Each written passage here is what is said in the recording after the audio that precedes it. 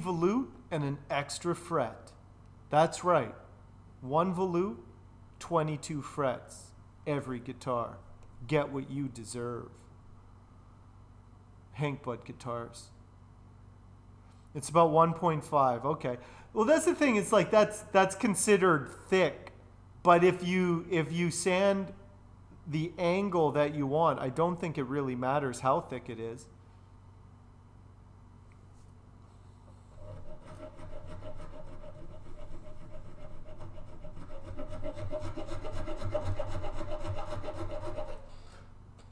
So we have a Gibson guy in the shop now. We finally got a Gibson guy. No offense to the Gibson people out here. I know, and so we kind of hassle Jaime about the being the Gibson guy. So you guys are going to see a lot more kind of. He's actually has a really nice plan for making a Gibson Melody Maker, which is a very nice guitar. And I was talking to him, I was like, so why do you like those things? You know, which I think is something everybody should do. If you know somebody, you know, when you're interacting with somebody who likes something that you don't, you don't have to like it. But you can, I always find it's good to just talk to them about why, you know, find out why, rather than just disagreeing with someone. It's like, oh, I can understand that. And he just says that they're very, very classic looking. There's so many things with Gibson that are very, they take a lot of kind of classic guitar elements and bring it into the modern world, into electric guitars, is kind of how he described it. And it's like, I totally understand that. I get it. But that's why they're more, their necks and things are more kind of old style. They have the 3x3 headstock. They have the tilted neck.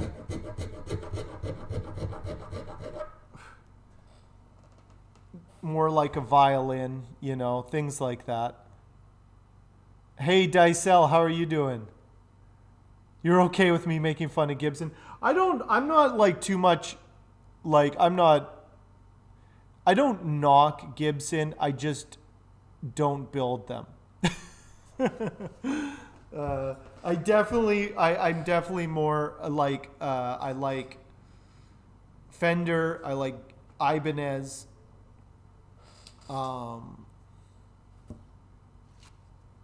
Those are kind of the guitars that I like. Not that there's anything wrong with the things I don't like, but those are the ones I kind of, you can tell, like this neck with the volute, very Ibanez-like, except I don't do as thin as Ibanez. So everybody kind of takes elements that they like, and Jaime's doing the same things. He's just taking a lot of Gibson elements and kind of making it a little more into his kind of style.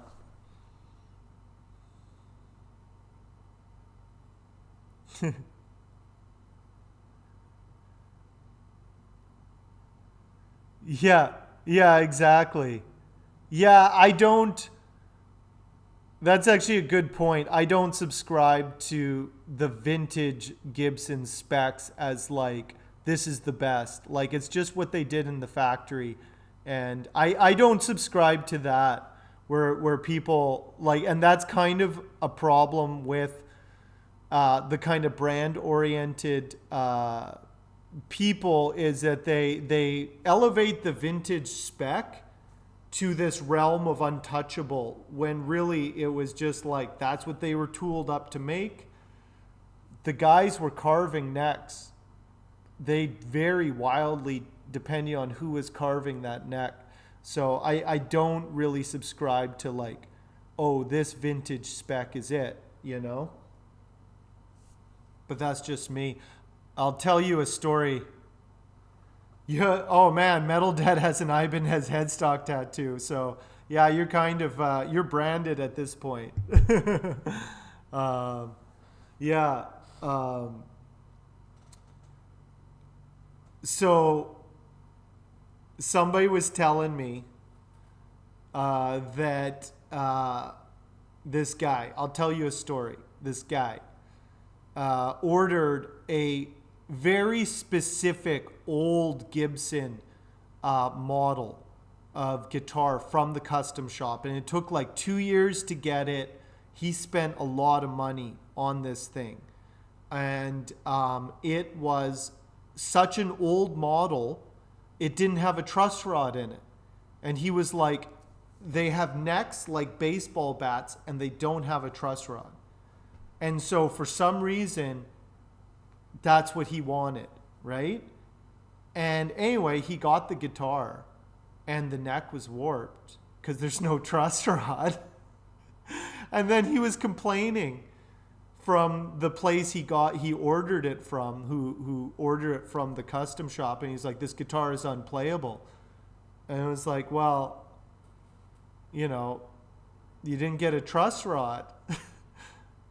Yeah, and then he got all defensive and was like, well, are you saying I made a mistake? You think I don't know anything about guitars? Anyway, I know the person who put the truss rod in the guitar. That's the story. So it's just kind of like, that's the most extreme example of like adhering to some sort of vintage spec like it's the best. And it's like, there's a reason they don't build them like that anymore. And a lot of that vintage stuff, some of it's interesting, like there's certain models and things that didn't get reissued, and some of there's reasons why some of it didn't, you know, but it is what it is. So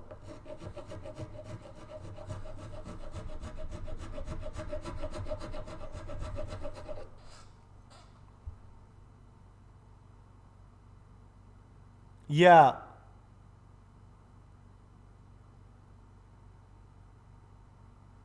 Yeah, he went Karen on them. Yeah, it was just like, just weird, really weird, like uh but it happens sometimes. Um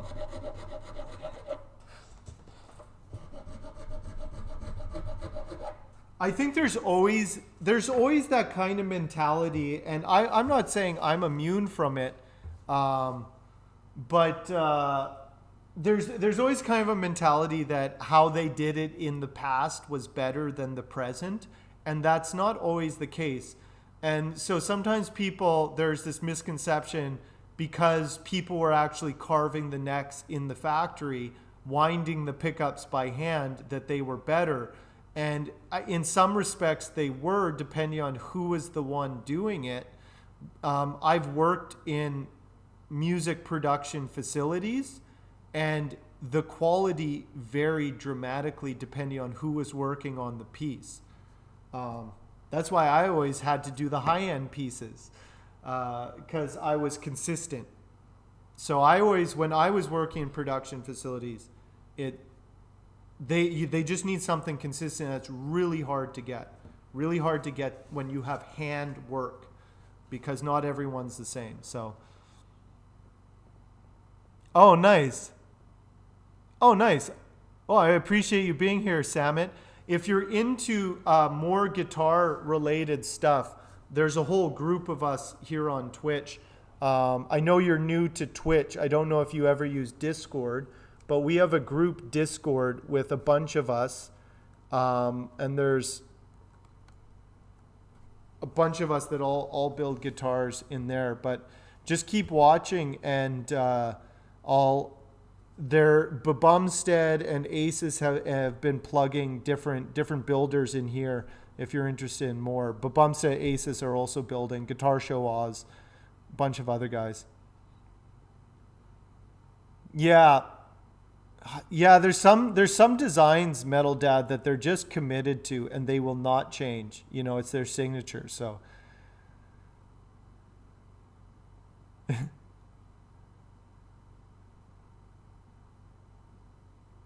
yeah, it's worth millions due to the defect. Yeah, the collector market is insane.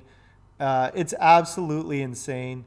Um, Yeah, it's like I do not subscribe to collectors. I don't like courting that market either. Not that I would like be like, oh, I'm not selling my guitars to collectors.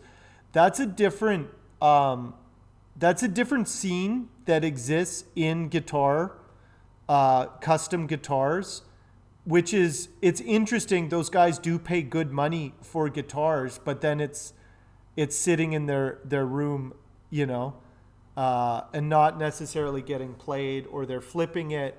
It's just an aspect of guitar making. Like I said, I don't really court that market. I don't care to. Um, Maybe someday my ukuleles will be like that, and they'll be like, hey, did you get an early run Hank Budd ukulele? There's only a dozen in the world. Yeah, nice. Yeah, it's a good group of people in that Discord. Pretty much all the same people in chat here, so it's all good.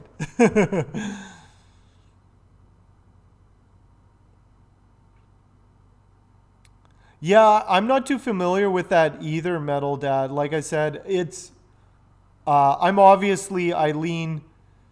Like I said, I like the Fender layouts, the flat tops. That's another thing I do is the flat tops, rather than a carved top. This one kind of has like PRS vibes, except it's a flat top. So I've had a lot of people say that the Roya, like obviously it does. I get it. It does have a bit of PRS vibes. I don't mind that. Yeah, it's like any you can collect anything, you know. Yeah, like that's the thing, Beige. I'm not. I would be like, get out of here. Get out of here. That's ridiculous. You collectors are absurd. No collectors in my shop. Like that's the thing. It's like I'm. You guys will call me out on my nonsense soon enough. Like I would never like deny. It's just, um, it's a weird game. That's just a weird game. And as I'm trying to present my brand and trying to market now, it's very strange. It's very strange. Uh, I don't fully understand the market and all the facets of it, you know. And I know that stuff exists, but my background, I'm not a guitar guy, so this is a whole kind of new world for me.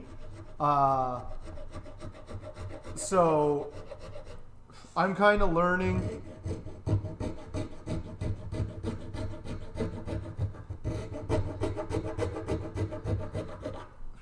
Like I said, I'm just building the guitars I want to see. Hopefully I can find people who agree and are like, yes, that's a fine guitar. I enjoy it. You know? Yeah. Yeah, I would I would like to have musicians play my instruments. I don't mind if it hangs on a wall necessarily, but like I'm not going to tell anyone what they should or shouldn't do with my guitars. If they want to buy it just to have it, you know, that's fine. I'm in no position to deny or alienate anyone. The collector market is good. It's just, it's very strange, and I don't know how I would even navigate it anyway, so I don't really think about it too much.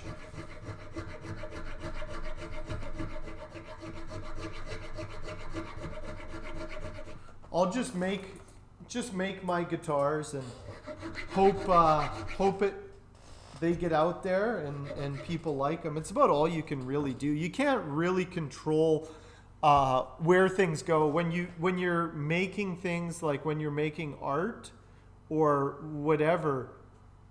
You make it, you put it out in the world, it has a life of its own. Like that instrument will have a life of its own. Who knows, that pink guitar I sent out to Willie, like it's just starting its journey, you know? Who knows where that thing will be in, you know, in a few decades or whatever. Like there's many things that can happen to an instrument along its way. So it's kind of fun now that my instruments are going out into the world, and it's like, oh, there's a couple in Europe, there's one in New Zealand, there's a few in Canada, there's a few in the States, all over the States. So it's kind of neat. It's really neat to think about that.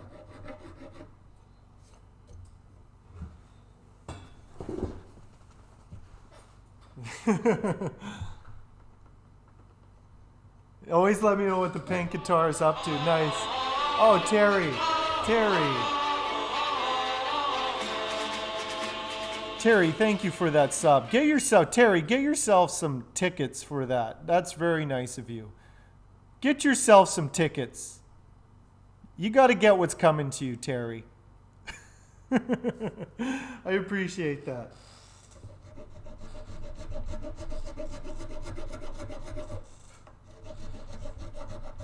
Gifties, everybody who got their gifted sub, get your tickets. Get that ukulele ticket. Never, Willie. Well, that's the thing. This is what's going to happen, what I imagine. More tickets. Thanks, Terry. This is my prediction.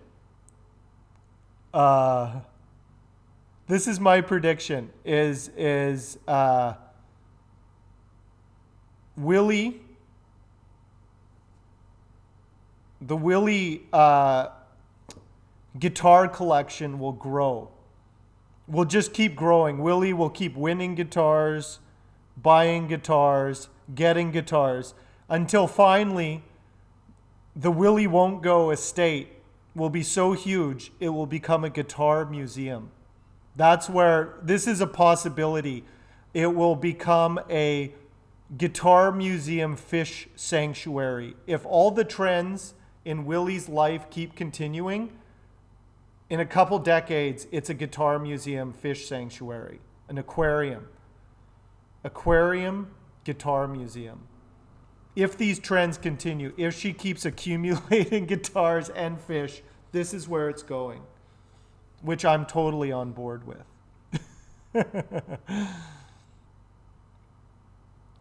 It'll be bequeathed to a worthy, only the most worthy person.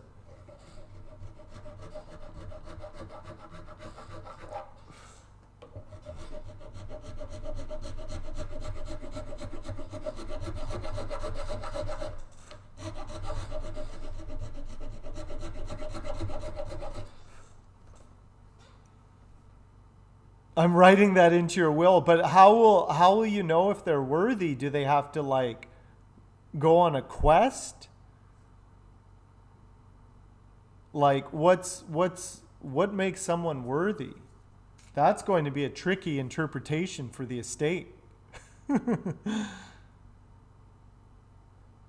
She did get the Hank. I'm the one, Hank with the orange stomach.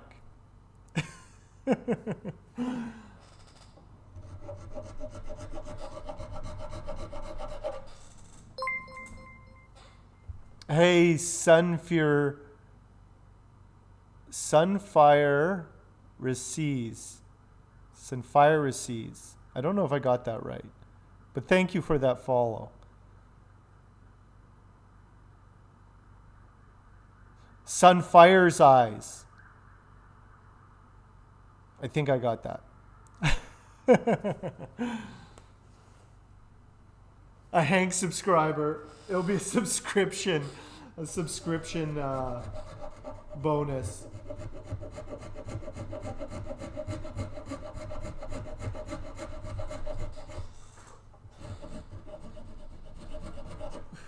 So just for everybody who's joining, normally I have a podcast on Saturday. I'm not going to do one this weekend because I'm working on other things, but we should be up and running next weekend.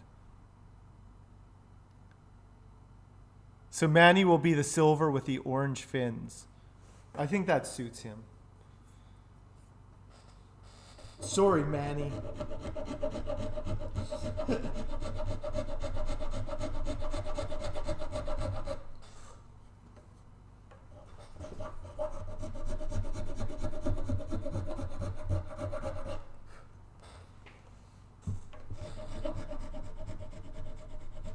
I gotta get my branding stuff up. I got some nice. I haven't been drawing much in the last few months, so I'm going to spend the weekend doing some graphic design, some posters that I can also use for logos. I got some good ideas.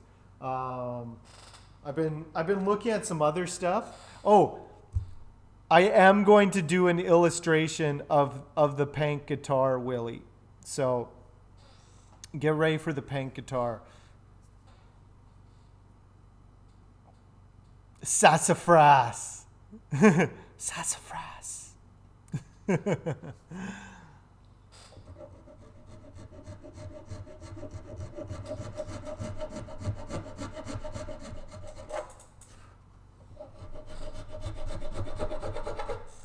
I think this is going to be really interesting. Now that Manny is going full time with guitars, I'm moving ahead with my branding kind of stuff. It'll be really cool in the next couple years. See where this goes. Let's see where this goes. I don't know where it goes. I don't really have a strong vision as far as like business yet, because it's really like I'm just trying to keep building guitars. They say like, you know, like you got to kind of define your own success, I guess. Pay shirt. It's a fine burn pile. Oh, I'll be working on a new channel redemption as well. So you'll have options. You can either burn or something else.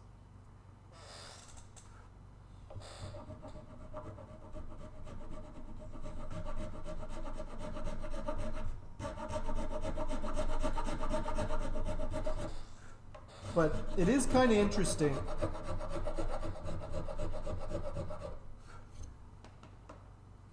Because it's my brand. I can do whatever I want. Sassafras. I'm going to need to see some pictures, Willie. I'm going to need to see some pictures for sure.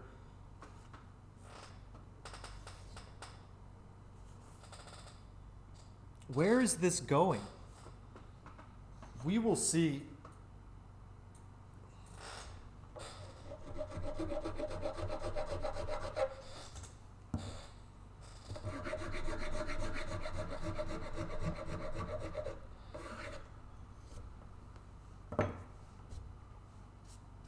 So also,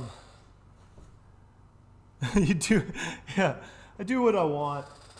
Well, that's the thing. It's my brand. It's my brand. I can do whatever I want. So it's like I can do my own kind of ads. I can do my own kind of whatever. I'm just going to do my own thing, which I don't know if is the right way. But it's like I'm kind of getting excited now.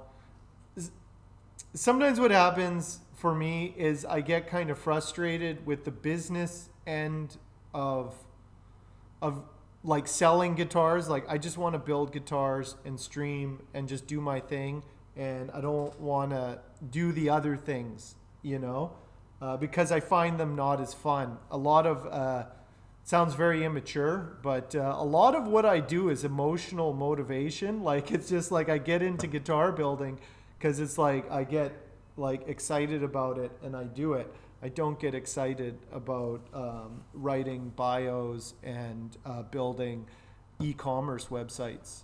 Other people might, but not me. So, but now I'm kind of like, I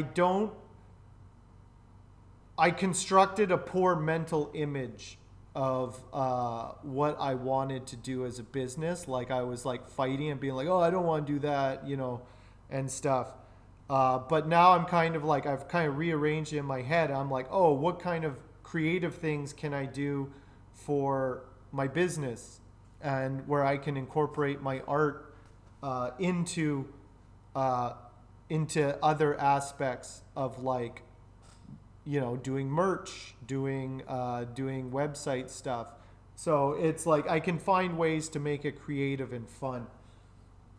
and then kind of treat it like a game, I guess. It's kind of like a game in a way. Nice, Willie. I'm looking forward to it.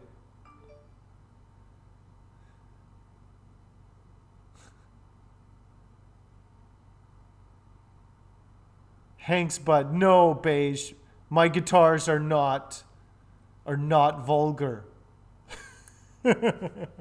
You can commission one, Beige, but I'm not going to make it. But if you were commissioning that, I wouldn't say no.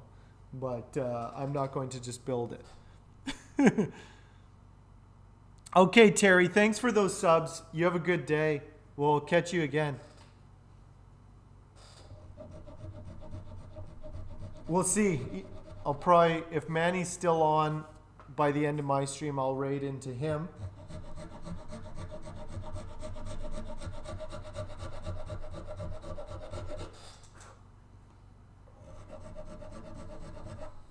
Is that what my phone was saying? A wangcaster.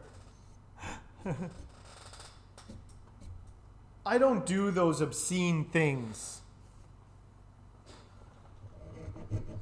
I make beautiful guitars.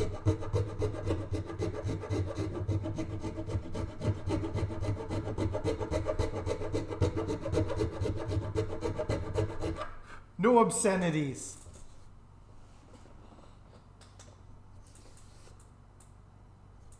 Serious guitars for serious people.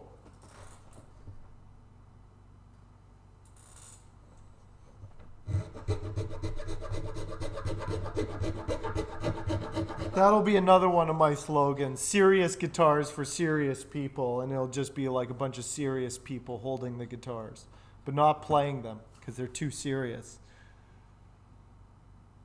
Okay, yeah, you got. Let me know what what Manny says.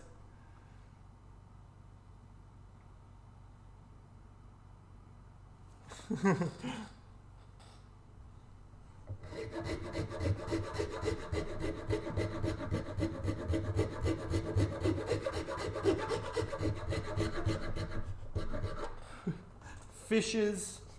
It's about time a fish was named after me. That's all I have to say.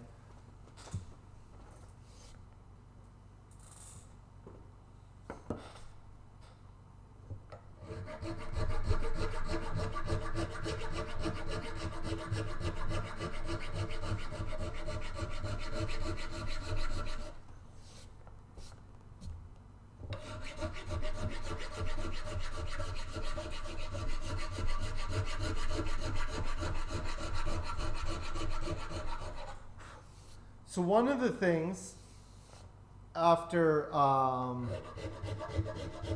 carve this neck is I have to wipe off all of the dust from the Paduk. Kind of contaminates everything, so I have to kind of get that, wipe it down with some mineral spirits and get that out. But anyway.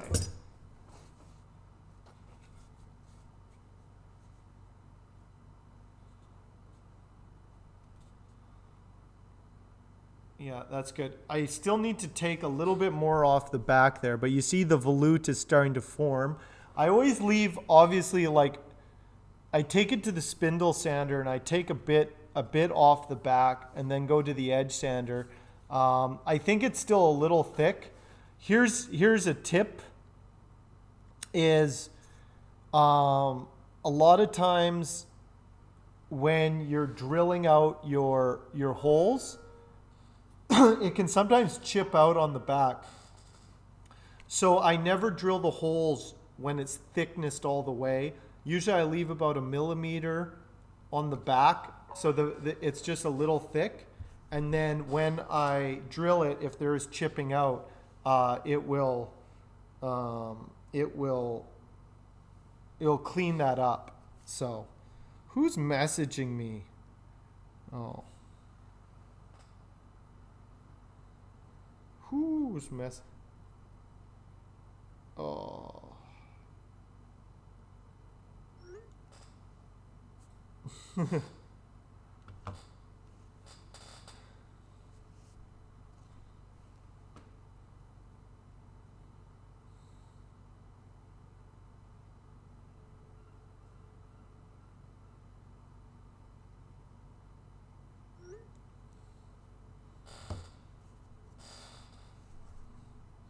Anyway, sorry, I was just getting messages from Mare.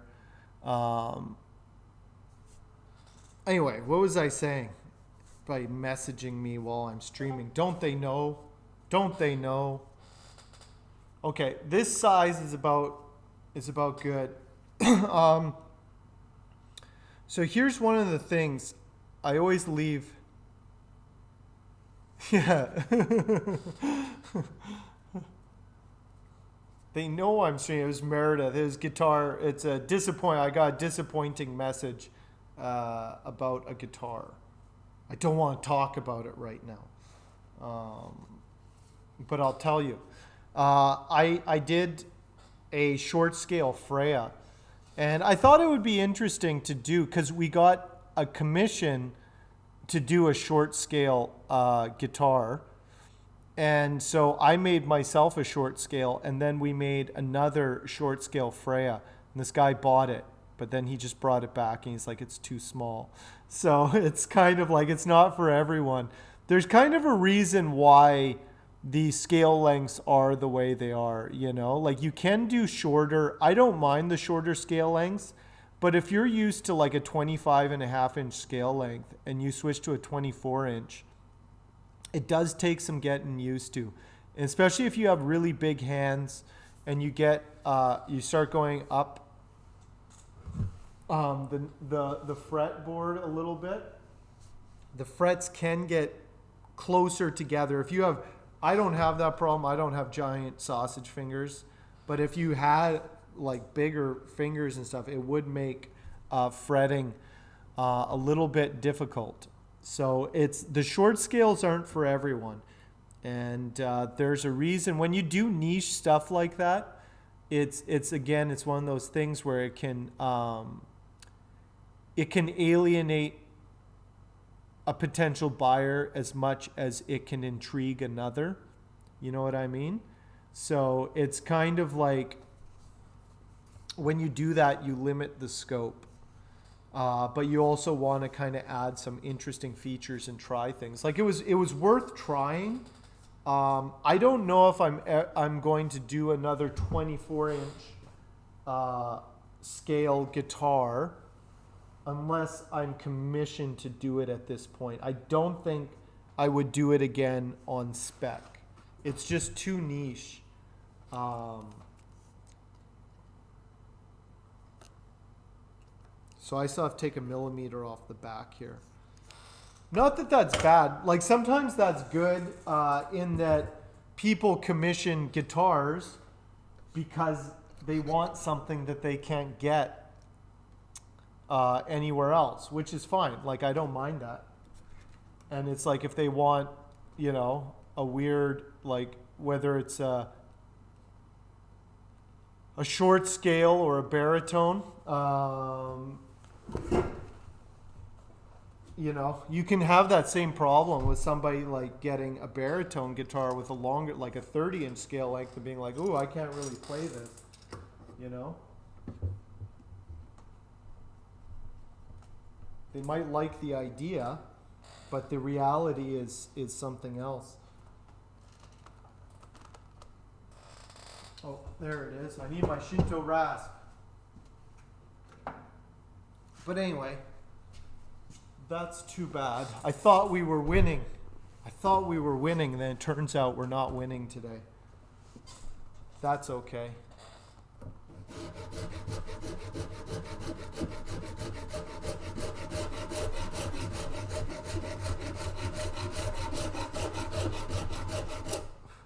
So many factors.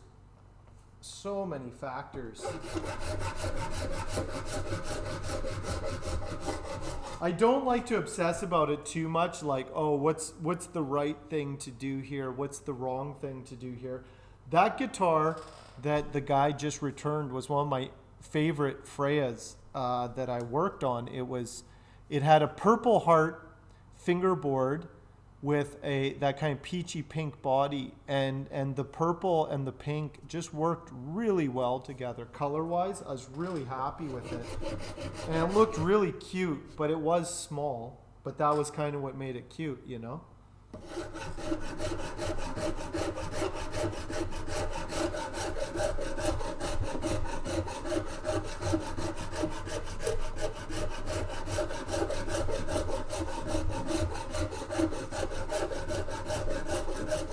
But it was interesting. I had a bunch of guys coming through the shop last night, and I had them just try guitars and see how they felt. And I really like my short scale guitar, but I let them play it just to see what they said. I really like the sound of it. For me, that's like just a great guitar, and I'm stoked on it. But I wanted to kind of see what their feedback, and nobody said it was like bad, like it didn't sound bad, but they gravitated towards the other ones, which was interesting, very interesting. A/B testing is what they call it. A/B testing is like this or this, like just it's very straightforward. Like, what do they gravitate towards, A or B? And then if they gravitate towards B, then you make more B. It's very simple.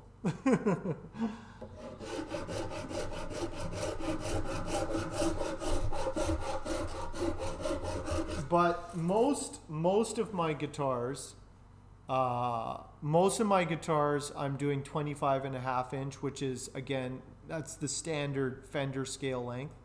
I might try and do a 25-inch scale length, which is PRS is 25-inch. Gibson is like 49.9 something. It's very close. It's almost 25. Most guitar scale lengths are around 25 inches. Yeah, marketing 101. I'm no marketing. I don't wear a suit. I won't tell you how to sell your protein powder, but I read these things and it's like, I think that's the thing. What I'm getting at is it is very simple when you step away from your own personal investment into it. It's hard though. So here's the problem that I think a lot of artists get into is like, you don't want the market to determine what you build, right? But you want to put out stuff that people like, right? So I'm trying a lot of different stuff. I'm building different stuff. I'm happy with all of it. But I'm also listening to what people say, and I don't take it personal when somebody plays one of my guitars and they're like, this thing I don't like, and it's just like, oh, okay, interesting, and it's like, it makes sense. It totally makes sense. So it's like, you can't get offended. And so that's why I kind of just break it down into like really, but the one thing that I'm not going to do, the problem that can get into A/B testing, this is this is simplistic marketing. Anybody with a marketing degree will probably be like, Hank's an idiot. They're probably right.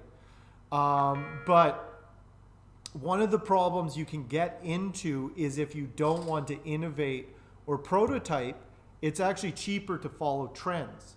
You look at market trends rather than what you're putting out and figuring out ways to sell it. So that's something I will never do, is just follow a trend. Oh, what's big right now? Oh, I'll do that. Pink guitars. Pink guitars is good. I'll just make those. Like if that was an actual trend, it might be a trend. I think there are quite a few pink guitars these days, but there's always been pink guitars.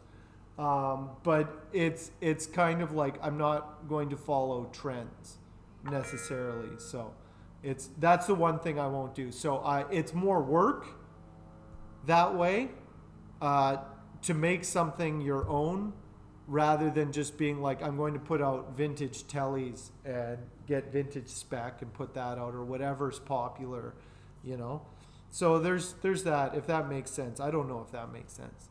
But it's like, there's things I'm going to do and things I'm not. And I want my guitars to be successful, but I also want it to figure out what I'm doing that appeals, and if I'm doing something that isn't appealing, then I'll adjust. I'll make adjustments. But again, it's very subjective.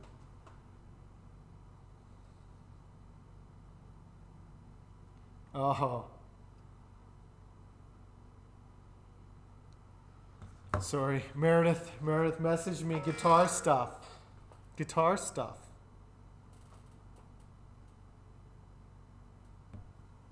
Oh, everybody's messaging me right now.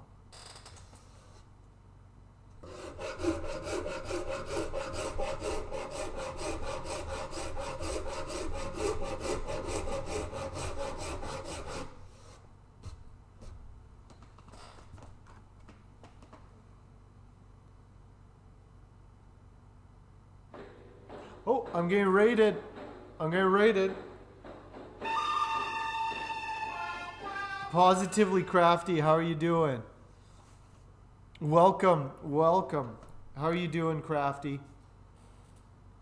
I'm just carving a neck today, talking about marketing, my big brain thoughts. Just my big brain thoughts.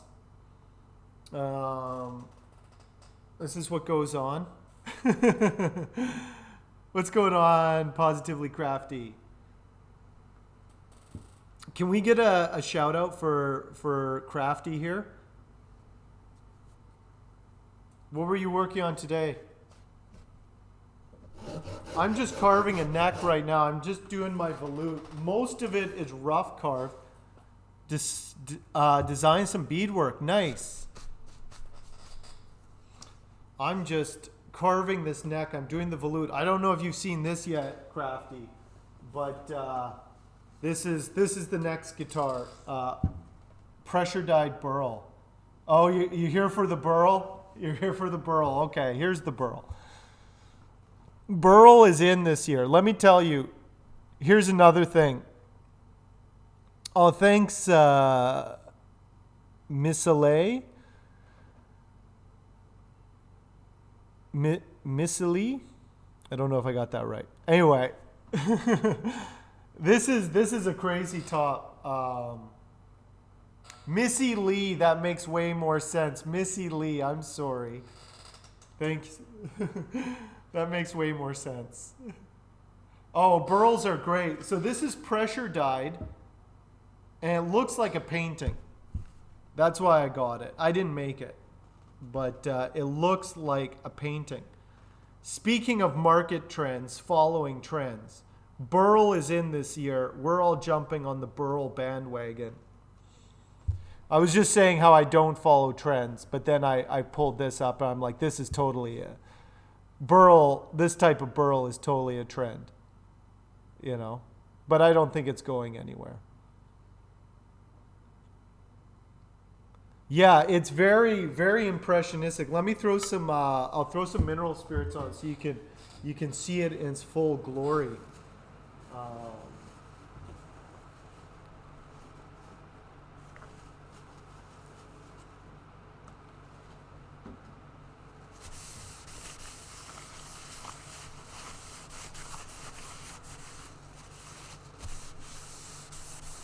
But what does it look like to you, Crafty? Crafty, what do you see? Missy Lee, what do you see in that? What does that look like to you? Some people see space, the ocean, a volcano.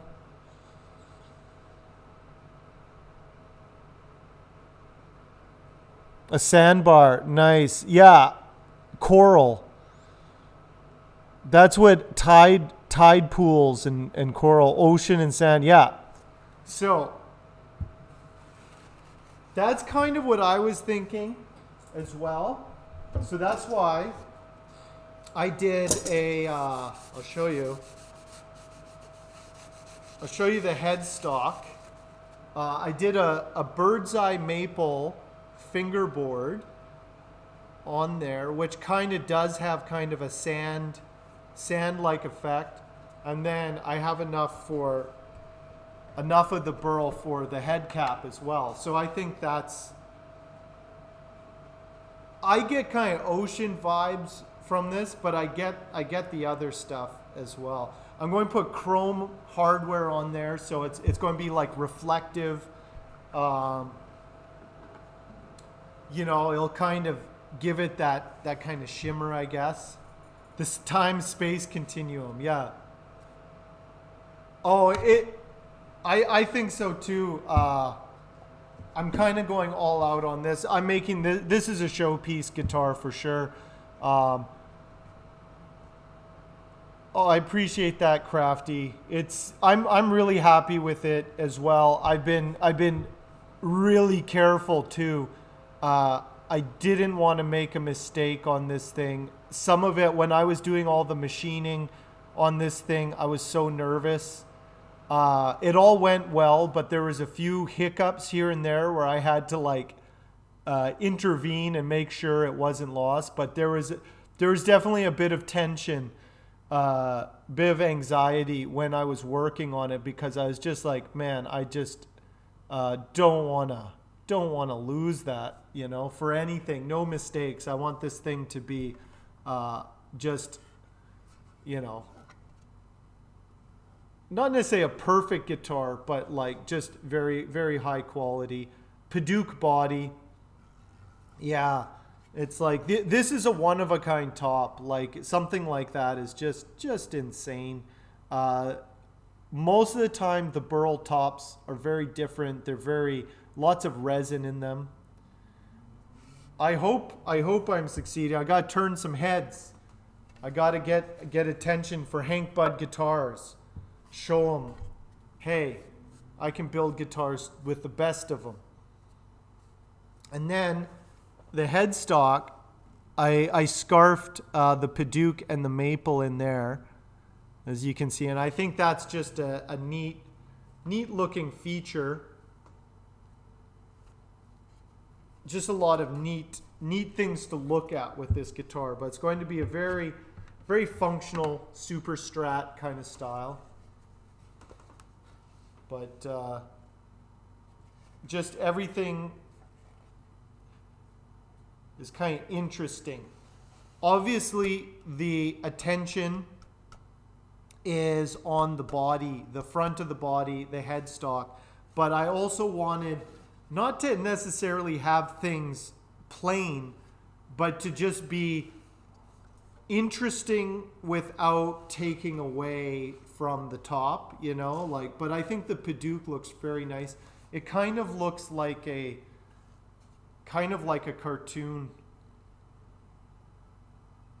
prop. It's so bright. It's like it's just very unique, and that's what I'm happy about. Is something that's I've said it before, is bright but not gaudy, which is like, it's not a simple thing. It's not a simple thing to do something really colorful that isn't gaudy,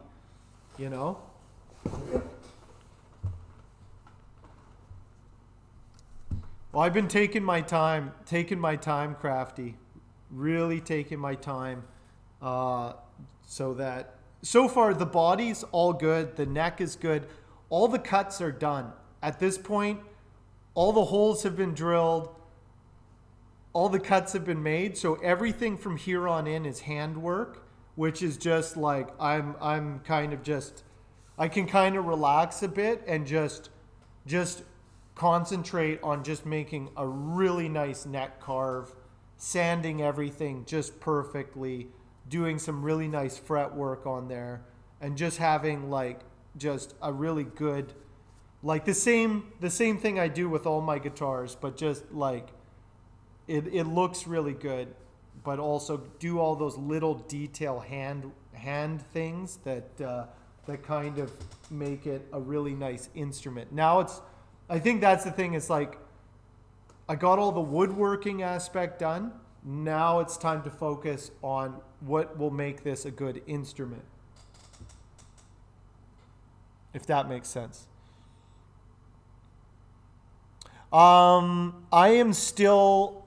doing finesse stuff right now. So the next step, I'm going to finish this neck. This neck is very close.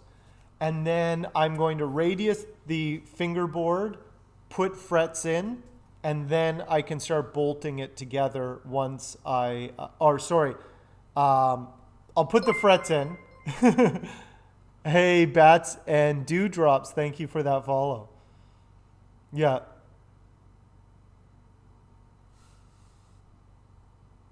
Yeah, yeah. Well, the Padauk, I felt the red and the white had to be there.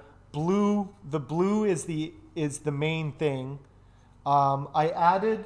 You can't really see. There's a few details that you can't really see on camera, but you see there's a little blue strip on the binding on the fingerboard there, and it's more pronounced when you actually hold it. Like it's subtle, but it's there. It's just a little bit of blue that ties into the rest of it.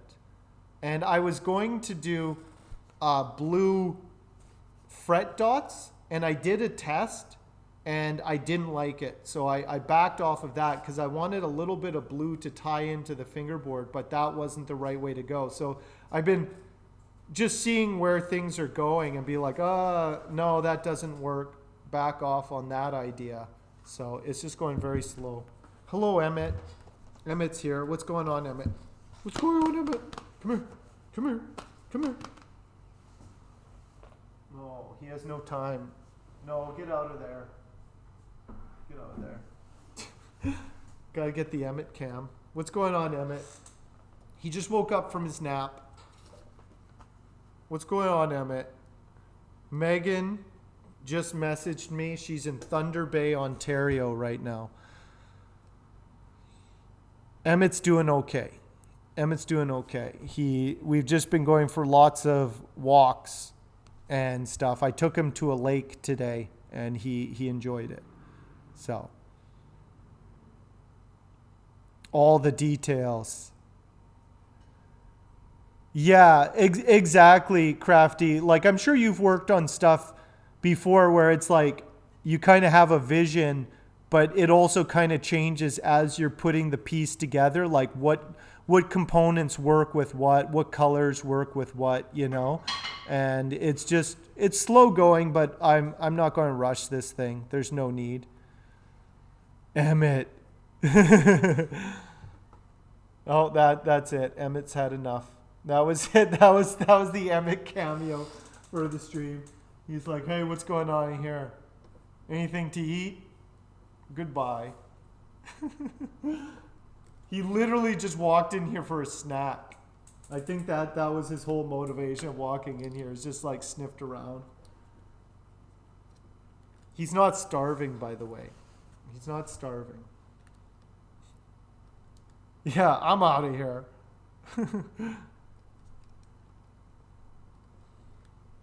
So I've got Emmett for the month, or a few weeks anyway.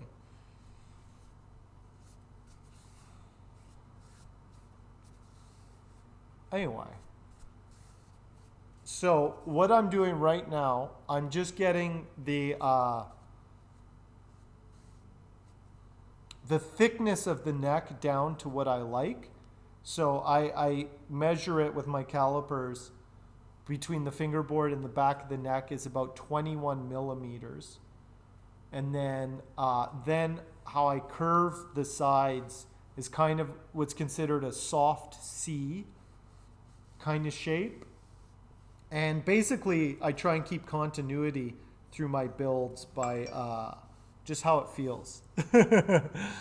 Okay, Crafty, thank you for that raid. You have a good dinner, and you have a good rest of your weekend as well. Feed the dogs, lock up the chickens, feed the humans. Feed the chickens first, then the humans. Yeah. Yeah, we'll see you around, Crafty.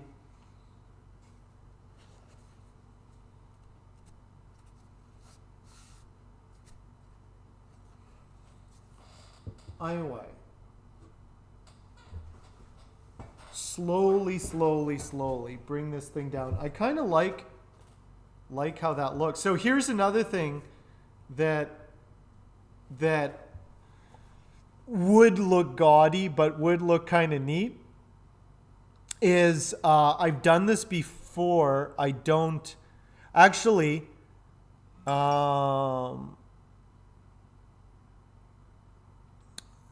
wonder if I have a picture of it. So I've done something similar before. I don't know if you guys ever saw the Padauk ukulele that I gave to Megan a couple years ago. Let me see. She's posted in the Discord before. I'll see if I can find a picture of it.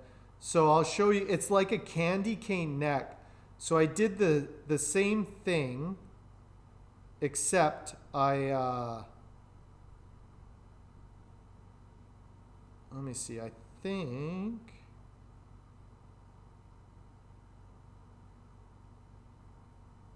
okay. Going back years here.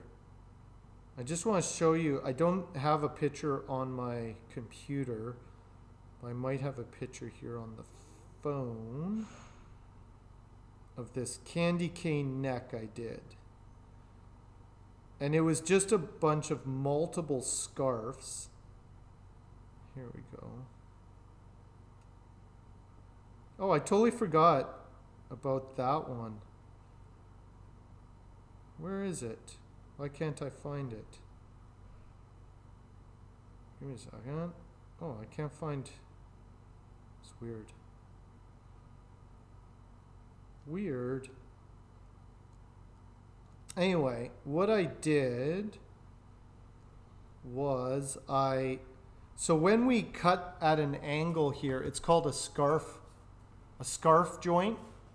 And so what I did, I've never done it on an electric guitar. I might do it. It might look interesting or it might look kind of stupid, but doing multiple scarves, so that's just one scarf. Doing multiple scarves, so then it looks like it's striped. So it'll be like a white and then a red ring and then white. It would look neat for the right guitar. It would look really good. This one, it would just look weird. But I've done it only on ukuleles. I've never done it on an electric guitar.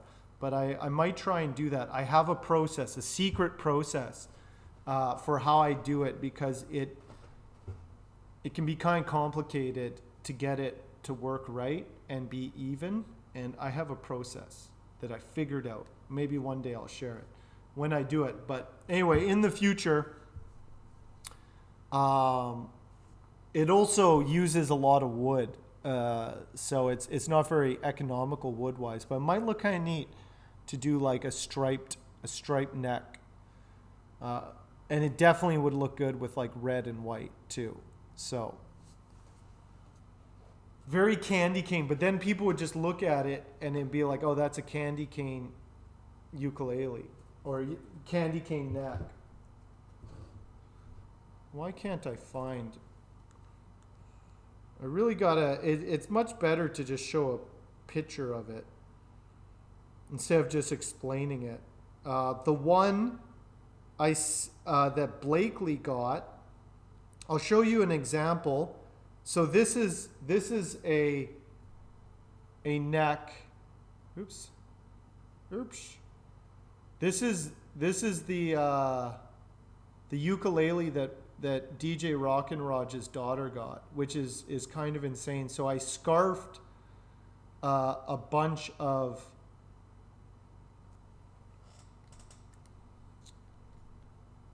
maple,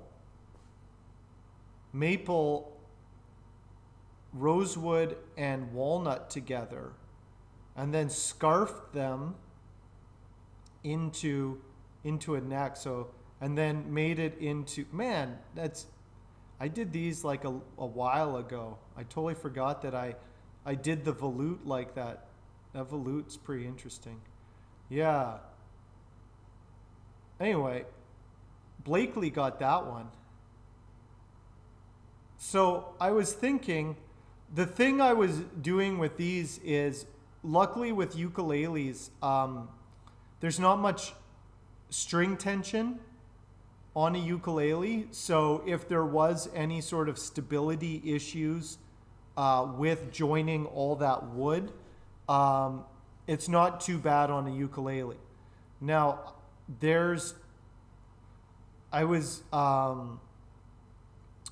I've seen other people do really intricate joined necks, and I don't think the stability is very good with it. There's a certain stability that you get from scarfing, But then I think if you overdo it, it might actually become unstable because there's all the pieces.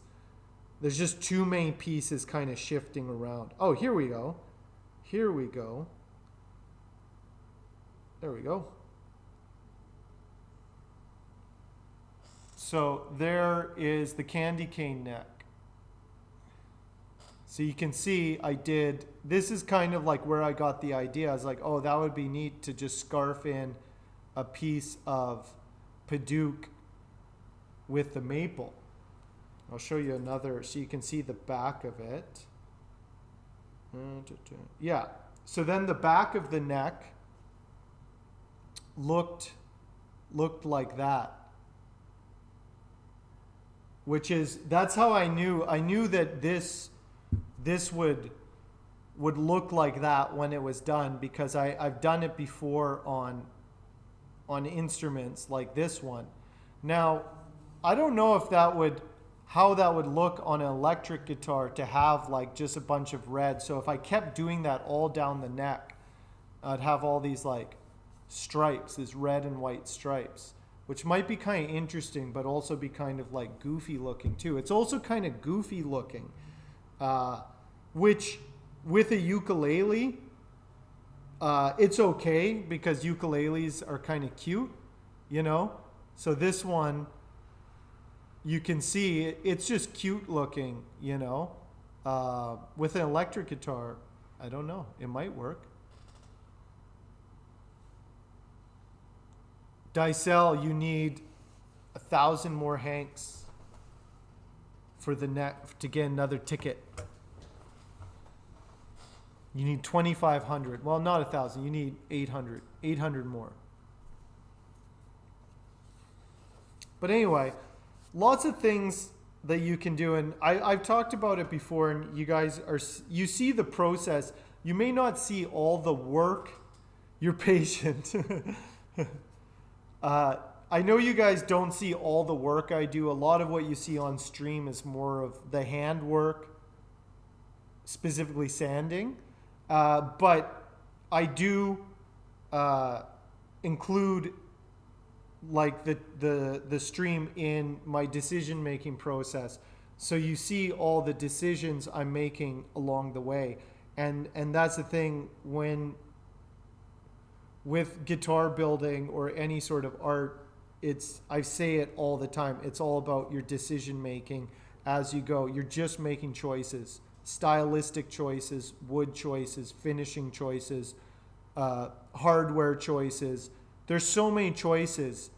And at some points, you just kind of have to stick to your guns and just be like, I'm just going to see it through and do it. And sometimes it works out. And sometimes it's like, oh, that came out a little goofy, you know? It's not a bad thing. I think it's good to try those things and explore them. But that's what's kind of nice, like with a guitar like this, like I was saying, when I did this kind of weird, you never see this. Not nobody, but like you just never see a weird scarf joint like that where they join a different piece of wood. I knew what it would look like after I carved it. That's why I wasn't too worried about it as far as like aesthetically, even though it looked really weird when I glued it on. It was just a block. It was just like, it's just like this red block of wood on the end of it. But I knew once it carved out, it would get this curve, you know? And that was one of the interesting things that happened when I was doing all those weird joined necks. You see it the same with wood turning. Like the kind of patterns that emerge when you join a bunch of wood together in different patterns, but then as you kind of shape it, it kind of distorts the pattern and creates just interesting shapes to the pattern, you know? So there's some amazing, one of the things that kind of inspired that, what I think about is actually like different sorts of, there's some artists who do just amazing joined wood vases and stuff. Very similar to what Boyd's Custom Fab has been doing with his travel mugs, where he joins a bunch of square, like kind of rectangle pieces, and then he turns it, and then you get this like really nice shimmering pattern with all these different kinds of wood. And you can even get more elaborate than that depending on how you join all the pieces.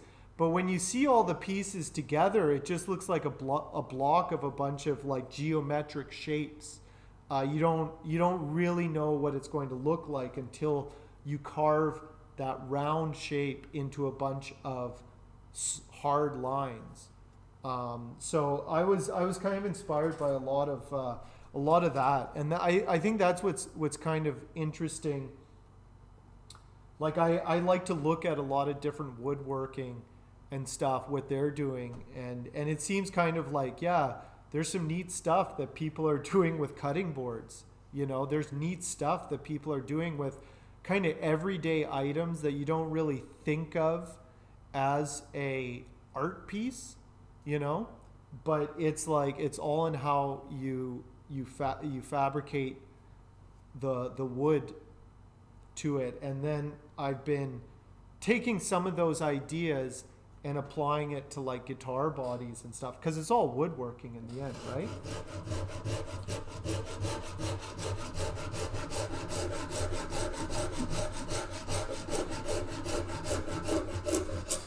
It's actually, a lot of what I do is not, because I'm more of a woodworker, like I said, more of a woodworker than a guitar guy. A lot of my inspiration comes from outside of the guitar world. It's coming from woodworkers and other artists, designers, artists, illustrators, just working with colors, seeing colors, things like that. You saw a guy make a guitar out of an NES? That would be pretty cool. I have an NES here. It's still working, so I don't think I'll turn it into a guitar. But you can make a guitar out of anything, really.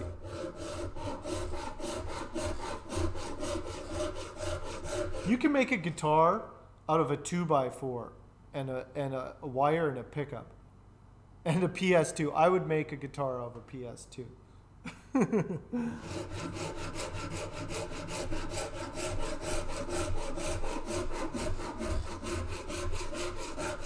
But that's the funny thing. That's the funny thing when you think about it, is you can make a guitar out of anything. You can make a guitar out of a 2x4. So if you can make a guitar out of a 2x4, how come nobody buys 2x4 guitars? You know? I saw the shovel guitar guy. Is it the 4 or the 3-string? There's a dude on YouTube that all he does, he's just the best 3-string guitar player, and people just send him their 3-string guitars and he demos them. It's like, I got this guitar made out of a shillelagh. I got this guitar made out of a field hockey stick and a shovel. They all sound good, and that's the thing.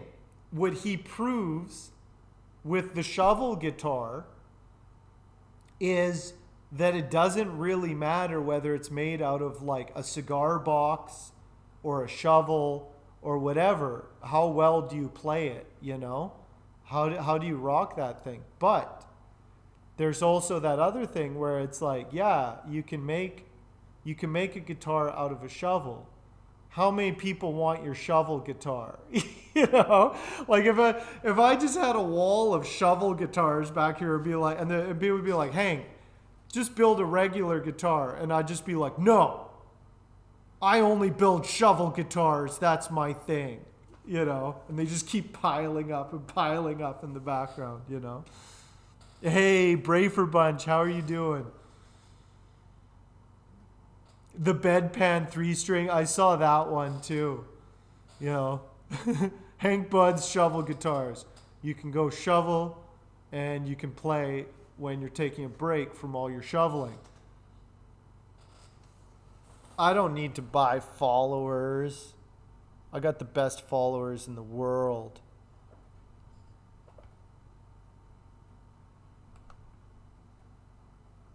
Get out of here. Get out of here.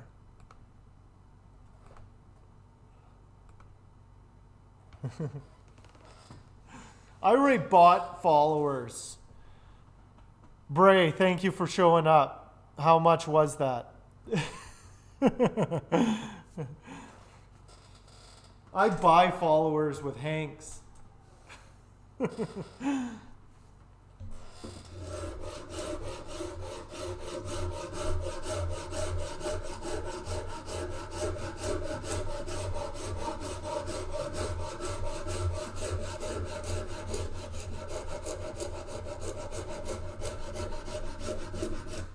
I don't know if it's so much that it's like you can build a guitar out of a shovel.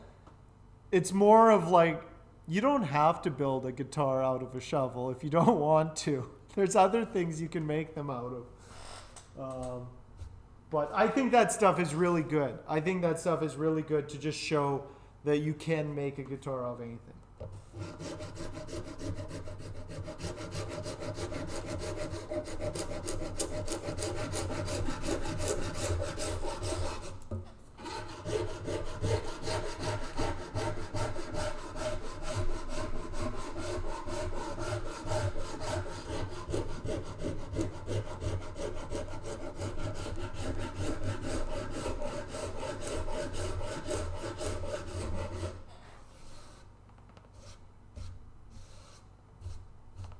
See how thick that is now.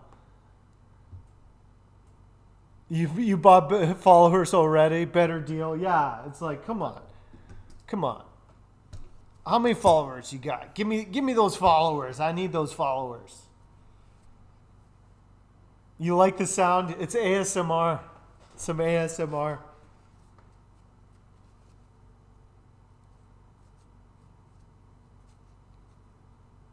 Buying followers. What would be the point in buying followers? Because it's like, okay, so you bought 10,000 followers, and then it's like you're like, you can just tell if somebody is like bigger than they actually, or like smaller than they're projecting. Like there's no interaction. The chat is dead, and it's like, oh, you got 100,000 followers, you know, like.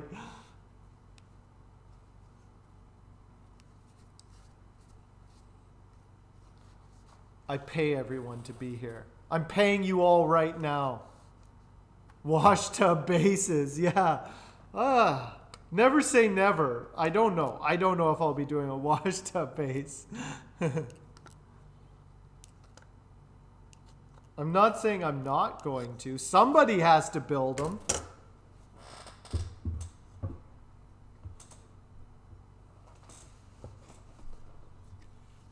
For all my new followers I'm going to get.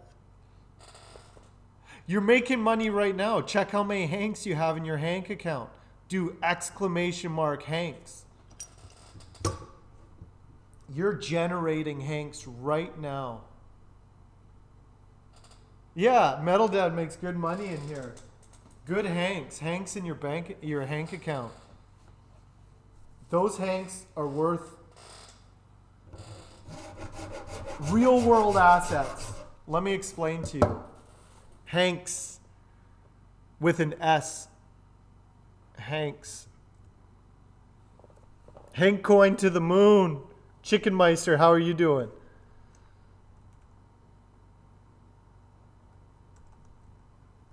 This will explain everything.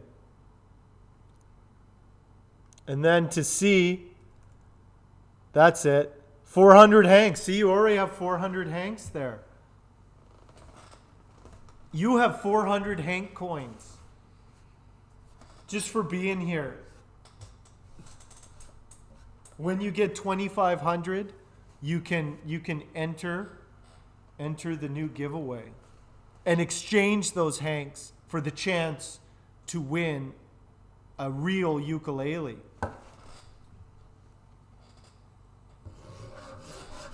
Not a fake ukulele. Possibly someday a wash tub bass as well.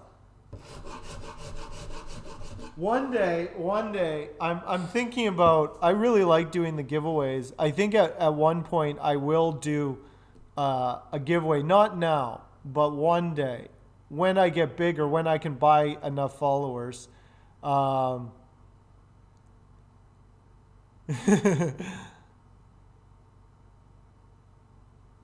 when I buy enough followers, I would like to do a giveaway where it's like, okay, I'll build your guitar. Tell me what to build. You know, that would be a pretty big giveaway someday. When I have a purpose, the nice, it was actually really nice doing that or the World Central Kitchen fundraiser this month, because it really kind of like gave me a purpose with a giveaway. Not that these giveaways don't have purpose, but it was kind of nice to have a very specific purpose.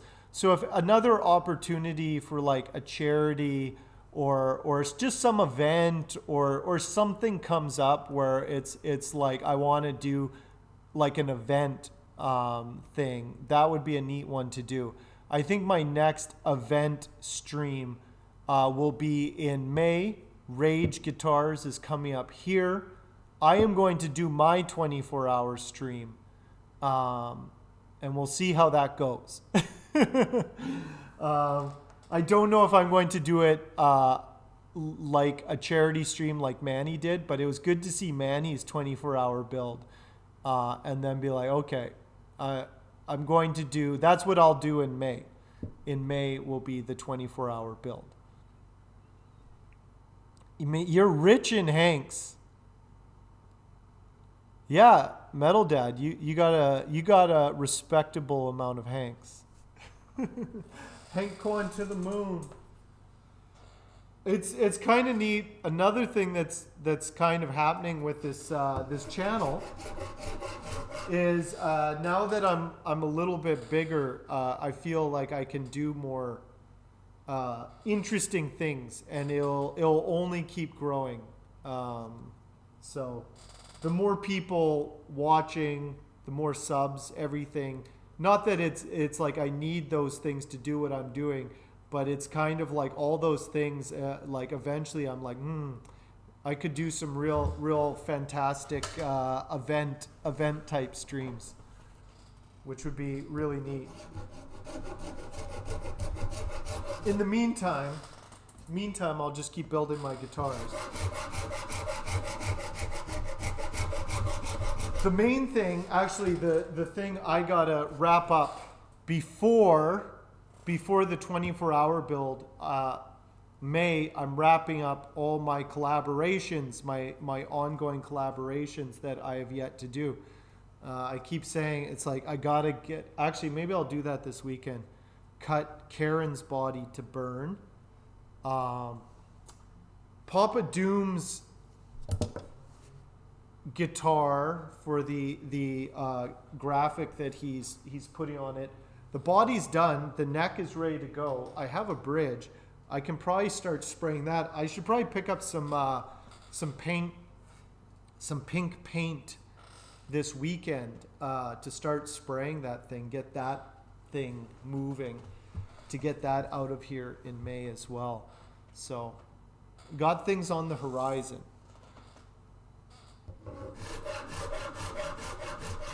And then I can do new things. Once I wrap up the other things, I can do new things. And next week, I have to start on Rhino Lion's baritone uke, getting that tailpiece done on that, so I can get him. He followed through on his side of the deal, got me a beautiful bust. So I have to deliver something of equal value to him, which I'm going to do. Hey, Big Reg, thank you for that follow. Maybe Momo. I think Momo took off. You missed your chance. Hey, Red Ritual, thank you for that follow. You missed your chance. What are you up to this weekend, Rage?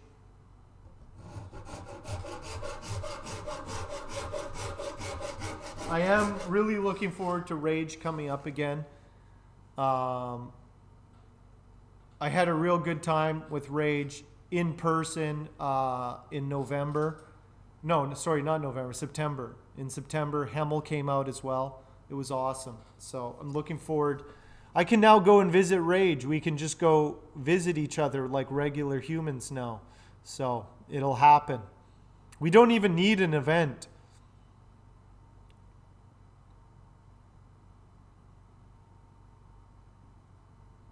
Volleyball tournament with your daughter. You have the time off. Nice.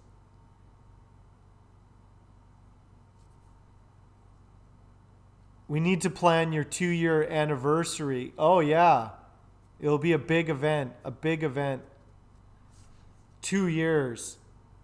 But that's still 6 months away. It's 6 months away.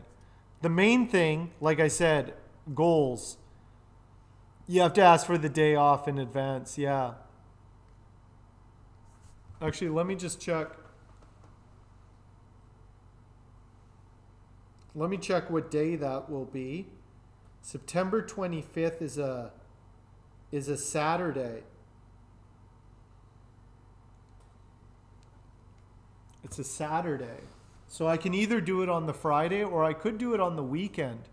Actually, it's on a Saturday, so we just do it on the weekend. We do a hot tub stream on the weekend. It's all good. Keep the hankness going, yeah. Gotta keep the hankness.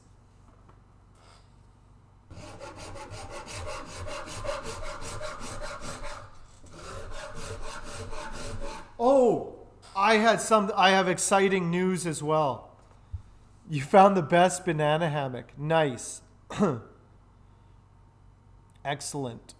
We'll see who has the best one. We'll see. We'll let the audience decide who has the best one. I don't think you can make that judgment call.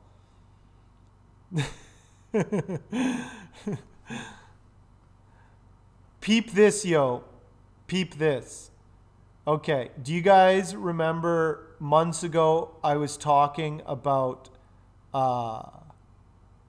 the transparent wood?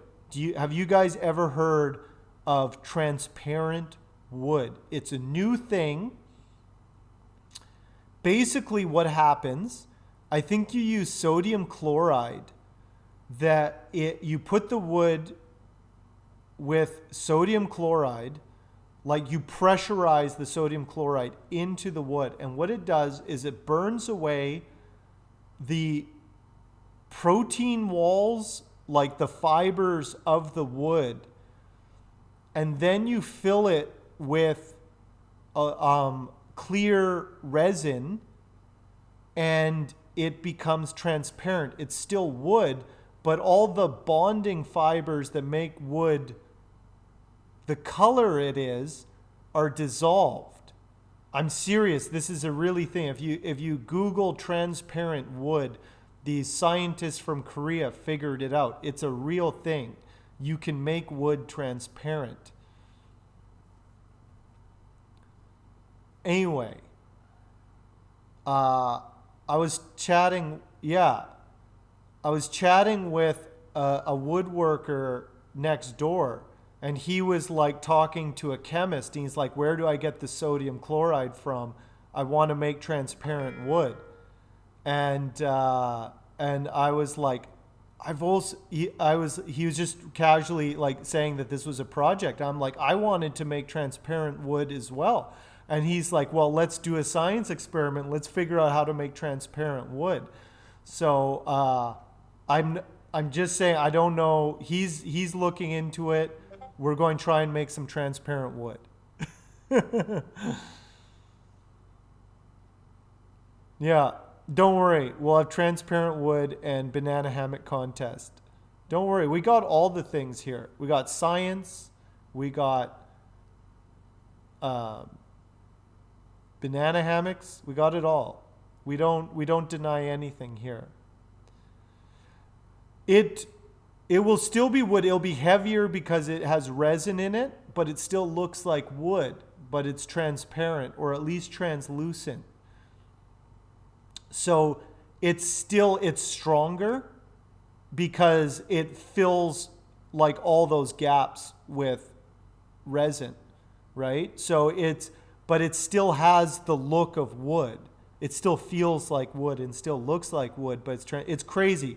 I just look it up. It's like there's photos of transparent wood. And it's like you can still see the grain and everything. It's crazy. But Bumstead's heard of it. See, it's real. It's real, everybody. I'm not making things up.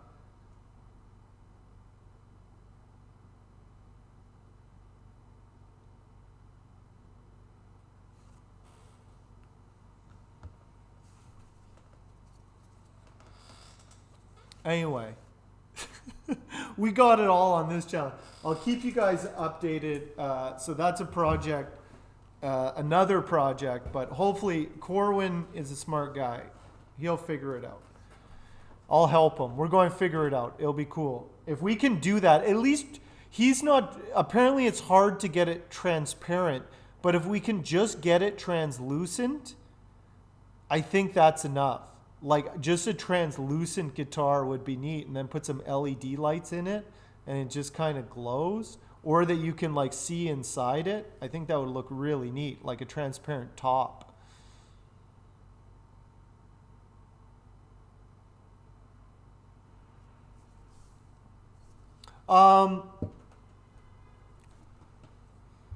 It's tough when it comes to Europe. Europe is kind of expensive to ship it to. North America isn't too bad, but Europe and Australia is definitely expensive to ship, and it's like, yeah, you will be expected to carry some of those costs at least. So it can get pricey, but if you win, you can give it to someone else too, or I can just hold on to it for you. It's no problem. Like, it doesn't have to be right away. I can always hold on to it and get it out to you eventually when I go to Germany. Don't worry, Tari. If you win it, you will get it eventually. Yeah. It is surprising. And then Cathier won, and then they tried to ding Cath with import duties, and it was like it's a gift. And they tried to, so European customs is really weird. It's expensive, and then it's like I sent a guitar to New Zealand, so you kind of have to factor that in. That is the downside. North America, I haven't had any problems. Like Canada and the US, no problems. But in Europe, definitely, they might even ding you for import duties too. So just to throw that out there. I sent a guitar to Stalking Tiger in New Zealand, and he got dinged with inspection fees that he wasn't expecting, and it was already quite expensive to ship. So keep that in mind, you know.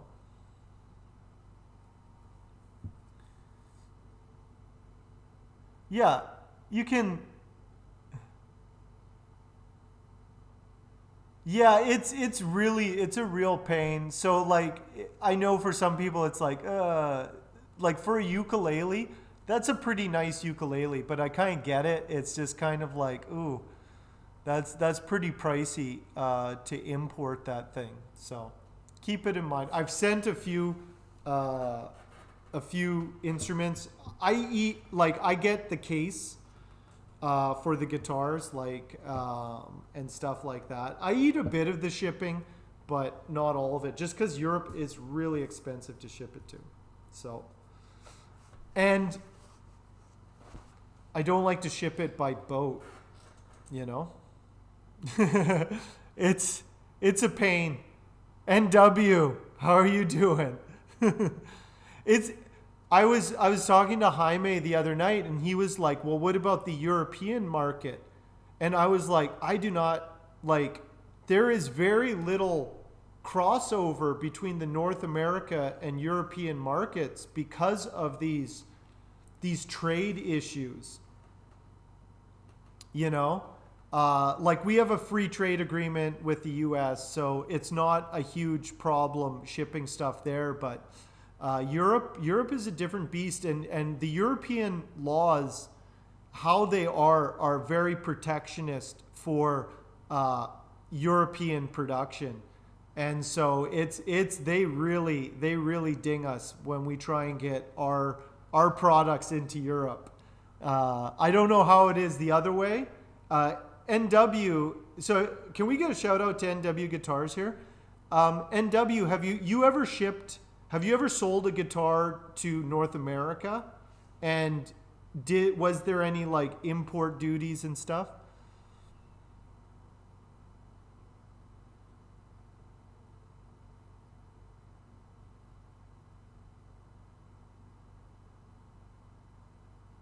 Oh man, that sucks, Tari. Yeah, like it's internationally, I've done smaller eBay stuff internationally, never had a problem. I sold a lot of clarinet parts through eBay and never had a problem shipping to Europe. It's smaller. They were like bells and barrels for clarinets. Those weren't a problem because they were so small. It just kind of flew under the radar. And they weren't very expensive items. They ranged from like maybe 60 to like maybe $200 at the most. So they were small items. So there was less issues with that. But as soon as you get into larger items, instrument size items, you run into like full on, duty charges on that musical instrument. It's just exclamation mark ticket. Exclamation mark ticket. No S. Yeah, that's it. Oh, okay. Yet. You guys, check out NW Guitars.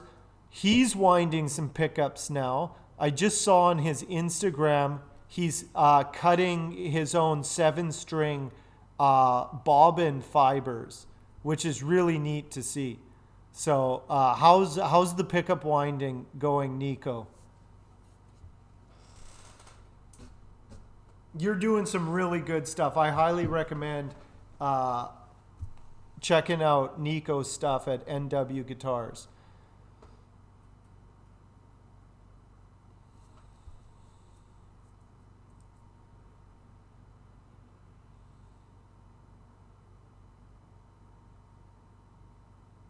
Yeah, it slipped under the radar.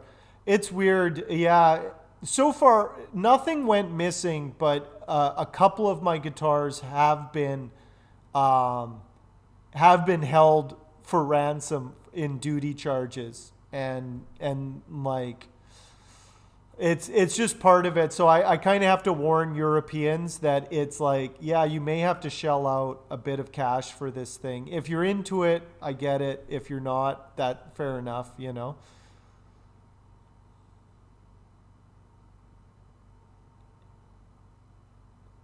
Yeah, like guitars and like a guitar is when it's a part, it's different like when it's a piece, but when it's a fully manufactured guitar, that is a product and that falls under certain commercial trade regulations, right? So there's always that.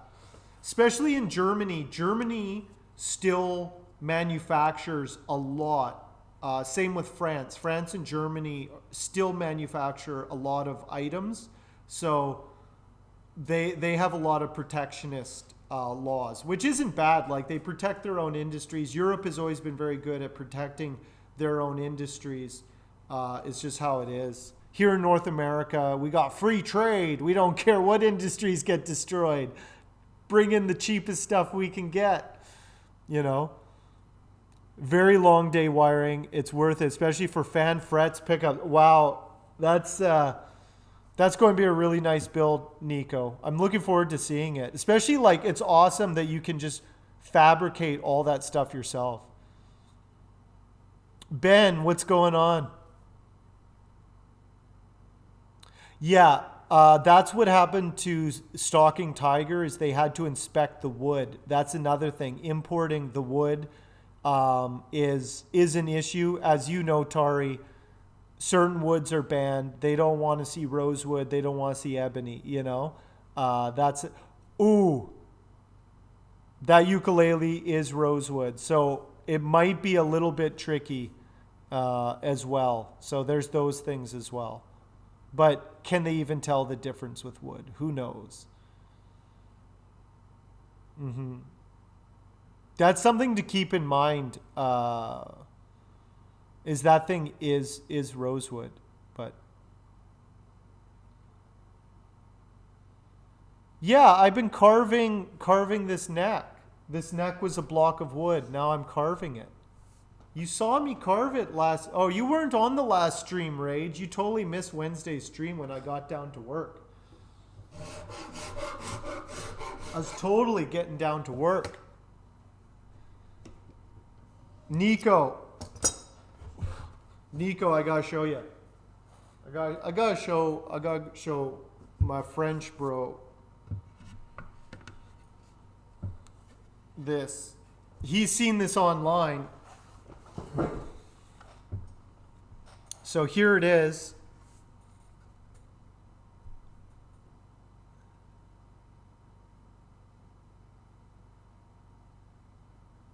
Oh. Yeah, everybody check out what Nico's doing over there in France. He's a real craftsman. And he's on at reasonable European times.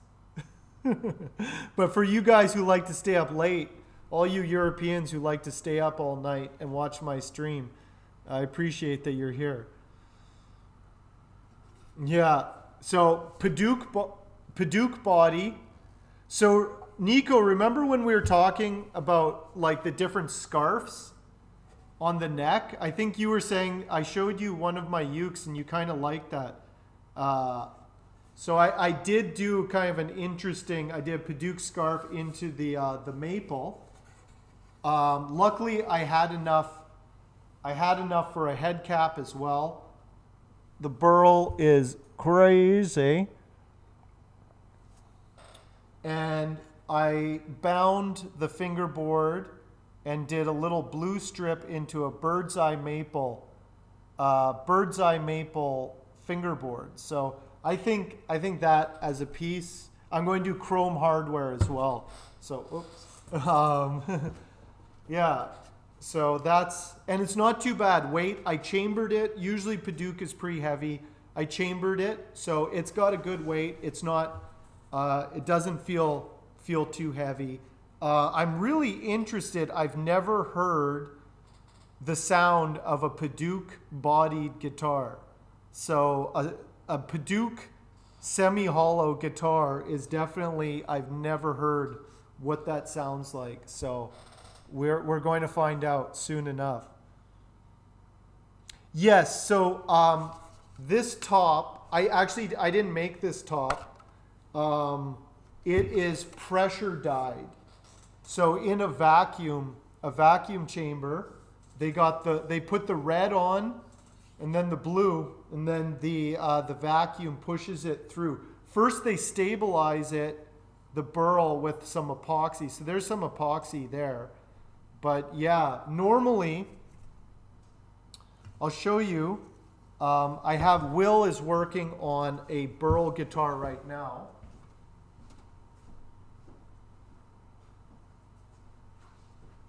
So this is, he hasn't cut it out yet. It's Buckeye Burl with Swamp Ash, which is a really nice combination. So this is just natural Burl, which will look pretty good as well. I find definitely this, it's more of a metal guitar thing. A wasp top. Yeah, it's neat. So Will is just stabilizing it with some epoxy right now. And he's using clear epoxy. He's not dyeing the epoxy at all. Yeah, well, actually, those colors are going to kind of work. The Swamp Ash kind of turns more kind of dark yellow as well. So it's a one-piece Swamp Ash body. Yeah, so this stuff, Buckeye Burl in France. Yeah. This Meredith had inherited a Buckeye Burl coffee table, 3 inches thick of Buckeye Burl. So that's where we got all this stuff from. So it was like a coffee table like this big, 3 inches thick. We have more tops like that. We're rich in Buckeye Burl. I'll show you what we got. I'm just going to rub it in your face, Nico. Let me show you all the Buckeye Burl we got here.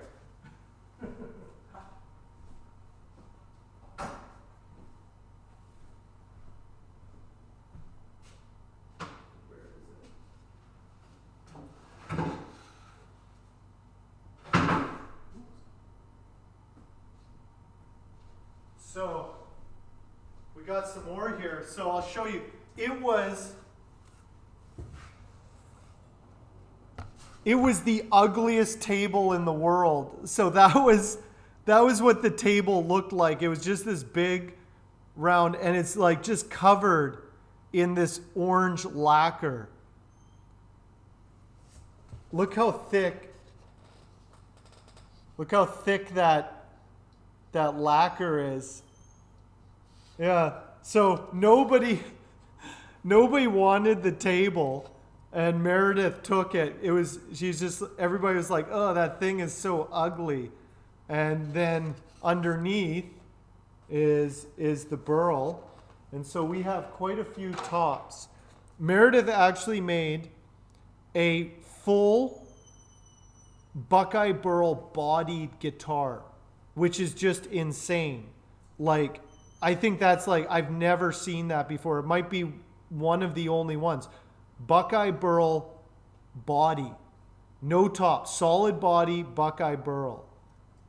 And so, yeah. And then this stuff was left over from it. This was the leftovers from the Buckeye Burl guitar. So we got a lot and this is the good stuff too. A lot of the Burl doesn't have the blue in it. It's just yellow. Oh, Emmett, do you have to go outside? Yeah. So this is really, oh, Emmett. Do you need to go out? Look at how pathetic he is. I'm sorry, everybody. Rage, are you still here? Look at Emmett. He's just staring at me. Rage. Okay, he's whining at me, everybody. I'll run him down to pee. Rage, you handle the chat. Rage. You keep everybody occupied. I'll be right back. Emmett has to pee real bad. Okay, come on, Emmett. Yeah, be right back. Rage, entertain everybody. Okay, Emmett, come on. Let's go.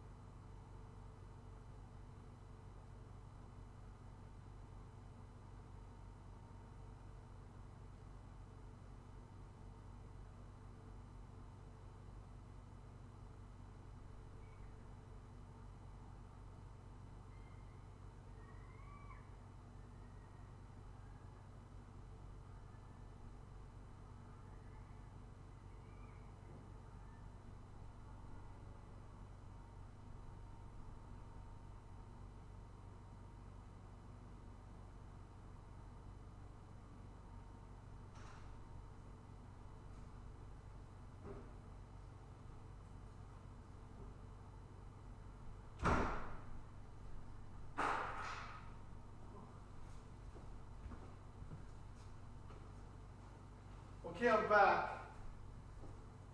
That was quick. I'm back. What's been going on here? Yeah. What have you guys been doing? Oh, this is the wrong apron.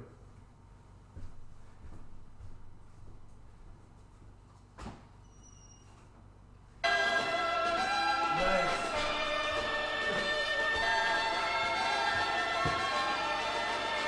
Nice. What happened? What happened while I was gone? Did this stream just get out of control? It looks like it did.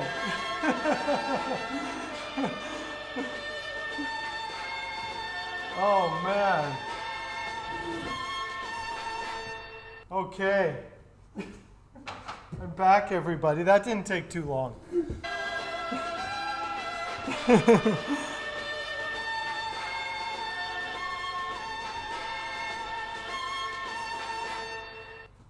Okay. Emmett peed right away. Everything went swimmingly. So now we can get back to the work. What's he getting into? He's getting into something.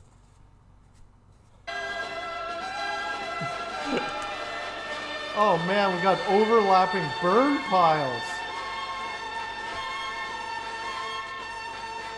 Oh man, you guys have been living it up. It's over now. No more fun. I'm back. We're not going to have fun anymore. I hope you had your little fun. Oh man. Now you guys are just trolling the stream. I'm trying to start my stream again. Are we good?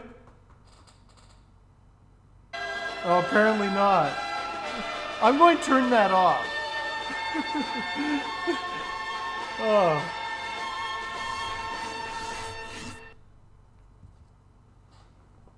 Is it done? You can't burn that many. Done. Okay, we're done. We're done. Thank you. Thank you.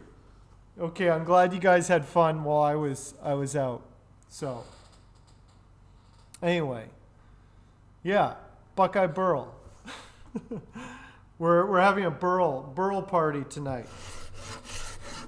Everybody bring their Burl.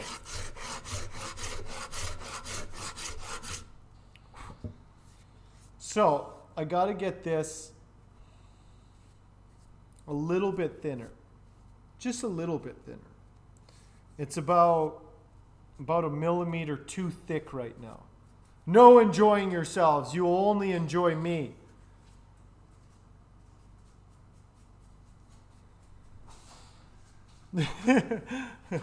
You'll regret that.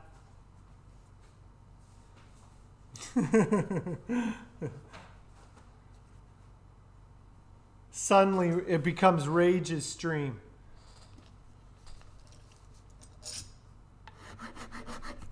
So, Nico, if you're still there, what sort of magnets, what are you doing for your 7-string pickups? What kind of magnets?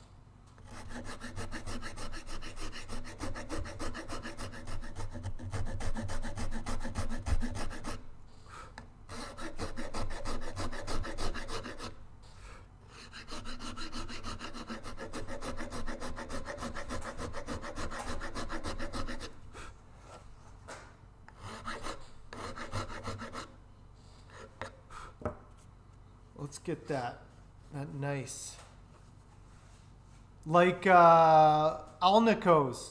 What sort of alnicos are you putting in the pickups?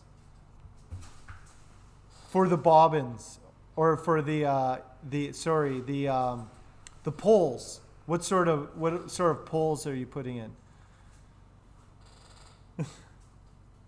It's so fun. The burn. Well, I'm glad everyone enjoys the burn pile. I didn't know what else to do. Oh, okay. Oh, you just didn't hear probably. Okay. Too many burn piles. I'm trying to chat with Nico here, and you guys are just burning everything and making noise. Trying to sabotage what I'm doing.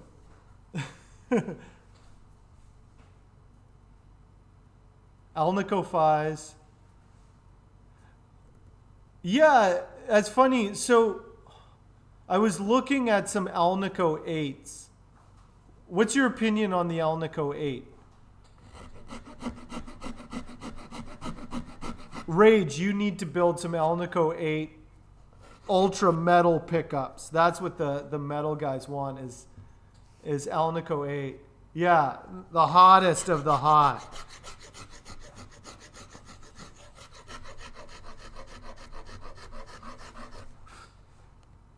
I'm going to invent a new, the Alnico 11.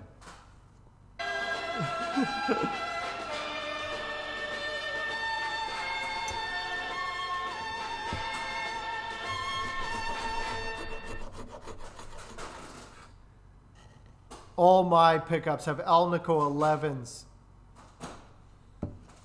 The hottest of the hottest pickups. So hot, your fingers will burn when they touch the strings. That's how hot my pickups are going to be. What do you think about that, Rage? But with it seems like it's like a ceramic but with more treble. Yeah.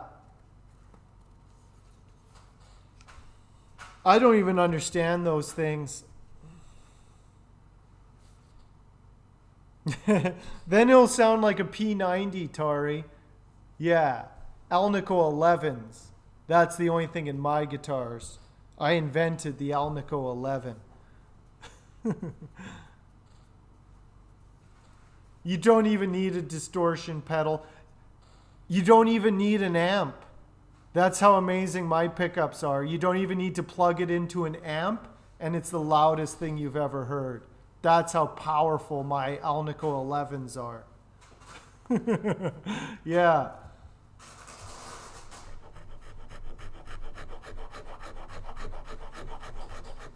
In fact, you can't even plug them in. They'll blow your amp.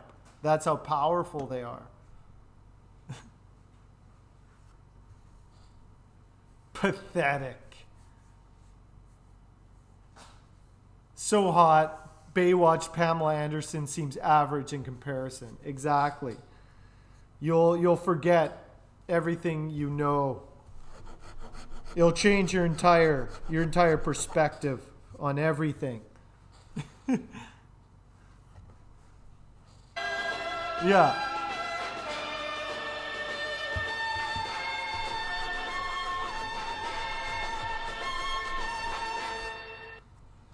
Maybe you can put your Alnico 8s in your grandma's guitar, but for my guitars, it's next level.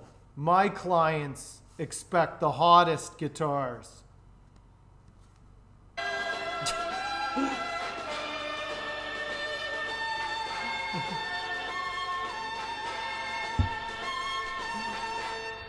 Thank you, DJ Rockin' Raj. Man, I didn't know the burn pile was so popular.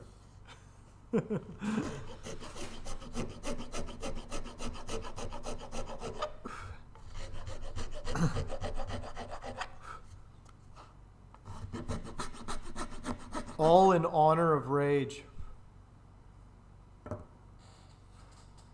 I would do a guitar with Filtertrons. I don't know which one. Which guitar do you think would suit Filtertrons better? I might be doing a new shape. I might be working on a new shape. I am working on a new shape, everybody. Because I find that my big river is really good for a telly, but not that it's bad, but so like it doesn't look bad with a couple with a couple humbuckers in it. It's kind of like, I was just thinking I want to do a different shape, a little bit bigger, with a better fret access and a 24 fret neck. So this is really good as kind of a telly alternative, you know, like it's kind of definitely more of a telly than a Les Paul. And so I was like, okay, maybe I should just do a new shape instead of trying to adapt this into something else, you know? Yeah. Well, that's the thing. It's like I could just put it into this, or I could try something new. And sorry, no symmetrical horns yet, Tari. Metal? I don't know if it would necessarily be metal. Yeah, this thing works really well as kind of, like I said, as a thin line style, you know? Like, I think this just works. It works really well with a Telecaster layout like that. I think that's just what it looks good as, right? Yeah, semi-hollow Gretsch. Yeah, like, not that I'm going to make like something very specific. I'm just going to try a new shape that won't necessarily be like a Les Paul or a Gretsch or whatever. It's just going to be something different. I think this is the fine, like this works. This is a really nice looking telly style guitar, and I really like the F hole on it. It just works, so I don't need to adapt it anymore. Yeah, Supertrons for a new shape. Classics in T style. Yeah, this is what it is. It doesn't look bad with a couple humbuckers, but that's not what its strength is, right? So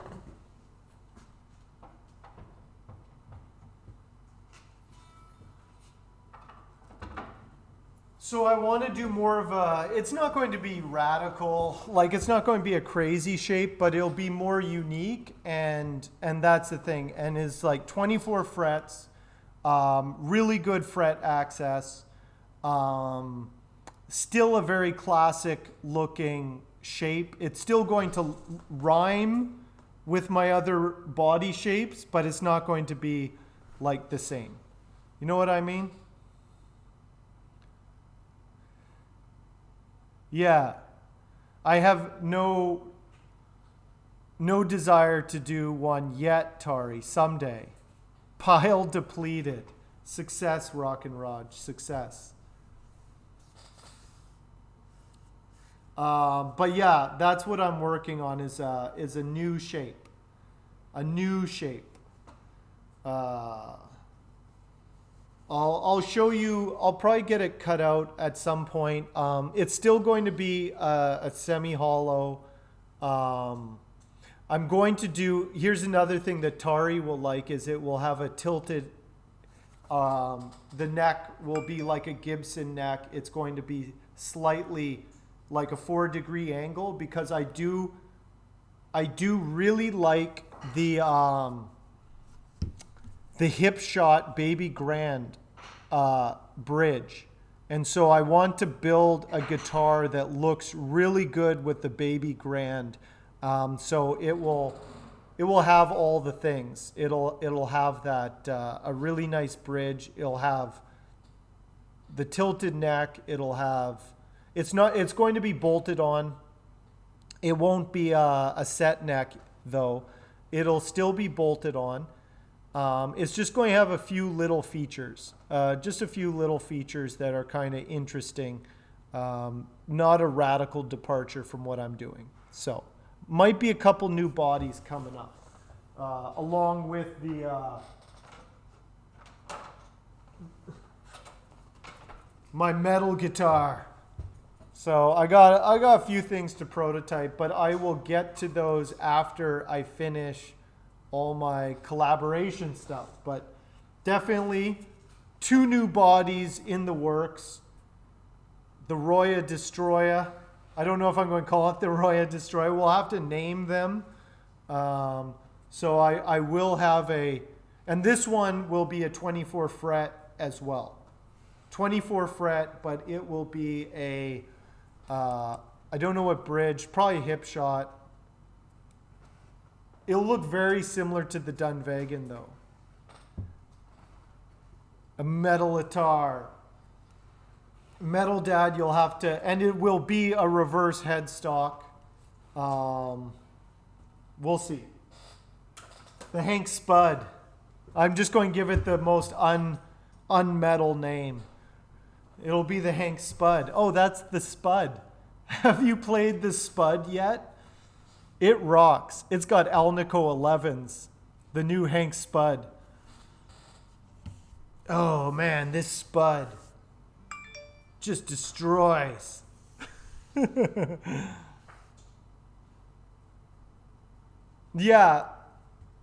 Yeah, Tari, I do want to baby blue. It's going to be baby blue. It'll be the Spud. Everyone will want one. It's going to be great. Powder blue. Powder blue.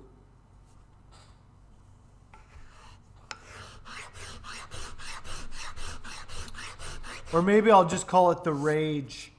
I'm just going to steal it. Steal Rage's name. Oh, that's my new Rage model. Have you seen that yet? I got a new bass. I'm going to steal Momo's bass shape. I'm just going to steal everyone's stuff. Like, I'm just going to take everyone's shapes and pass them off as my own.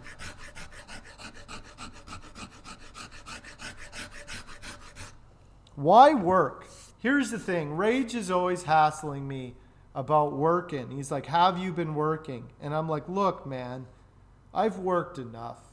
It's time to get mine. It's time to get what's coming to me. Working hard is for suckers.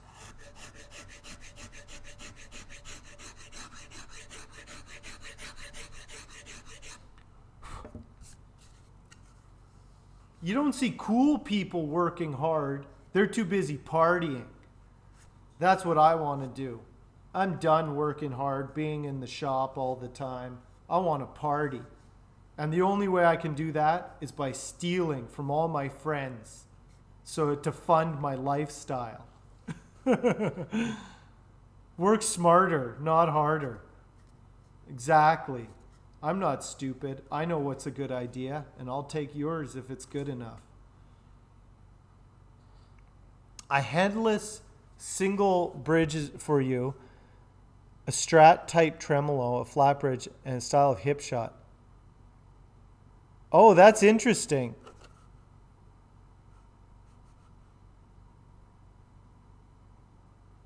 That's awesome that you have like kind of unique bridges. What is he milling them himself? Because the hip shot bridges aren't actually that hard to make if you have like a CNC that can mill brass. They're fairly simple. You just have to be able to mill brass. But I think that's awesome. Eventually I would like to make my own bridges. I'm not there yet, but someday I would really like to make my own bridges. After I burn all my bridges, I'm going to make some new bridges.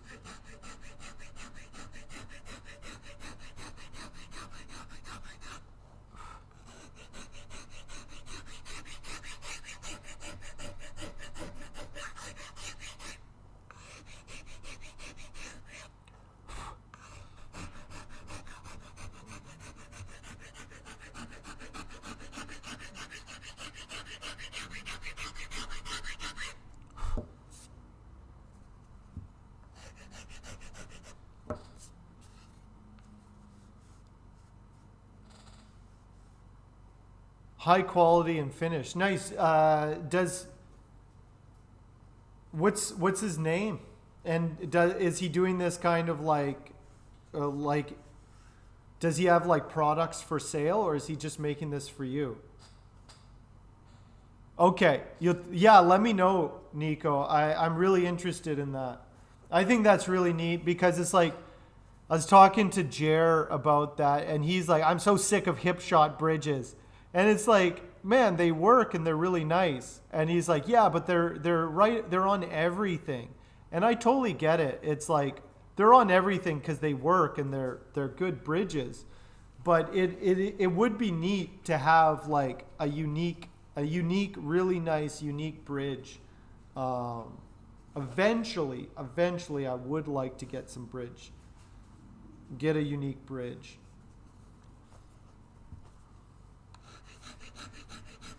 In the same way, I'm kind of like moving away from commercial pickups. I think it would be interesting to move in that direction too. It's like, what are some boutique hardware or stuff you can make yourself, you know? Yeah, I think so too. Green with bronze looks really good, especially if you patina the bronze so it has a bit of that green in it. I think would look really good. But yeah, bronze and green for sure, all the way.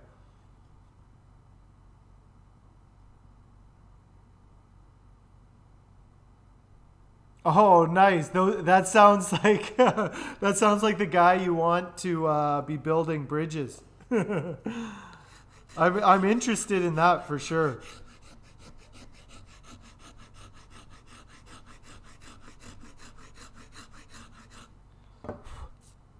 Like that's the thing. Like why support the big brands at this point when there's these people doing their own thing that's really interesting.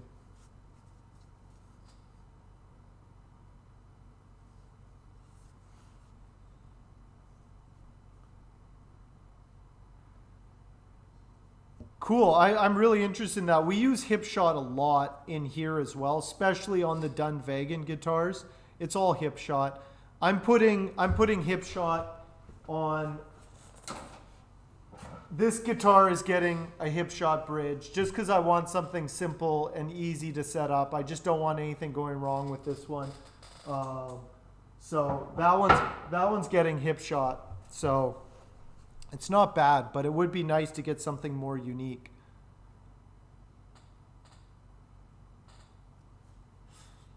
Yeah, it depends. It depends. Like I do a lot of like here in the shop, we just have flat tops. And the nice thing about the hip shot is you can get a really low profile hip shot and you can put your neck into the pocket and pretty much have your fingerboard flush on the body. So you get a really low profile. And if you're doing like kind of metal shredding, that's really really ideal for some players. Really low profile, nice and flat. That's ideal depending on your style. There's nothing nothing for your hand to catch on. It's all really low. I get like there's a reason why we do that for our like Dunvegan, but it's like depends on the style, like what you're building for. You know? Especially like with the Tunamatics, they make sense on a curved top. You know? They definitely make sense on a curved top. Nice. Better resistance on the screw.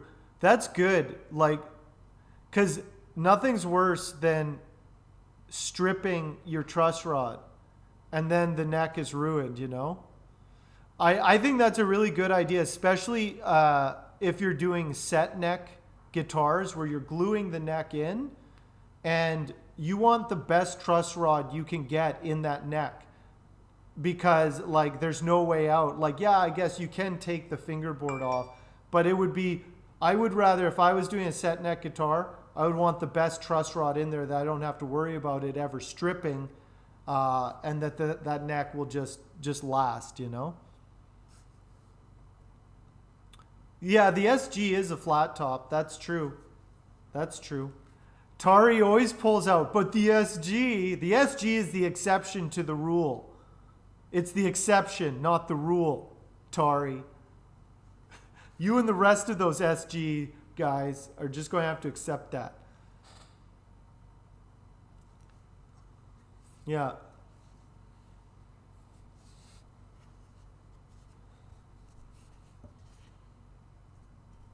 That's why I bolt my necks on. Again, I might do something different with a 24 fret guitar. Like these other ones are very standard. They're bolt on. It's nice to be able to bolt a neck on and off. But if I'm making something for more of a different kind of playing style, maybe not necessarily metal, but just having that option there, I think is nice, you know? I'm going to try something. I'm going to try experimenting, but I feel like these two body shapes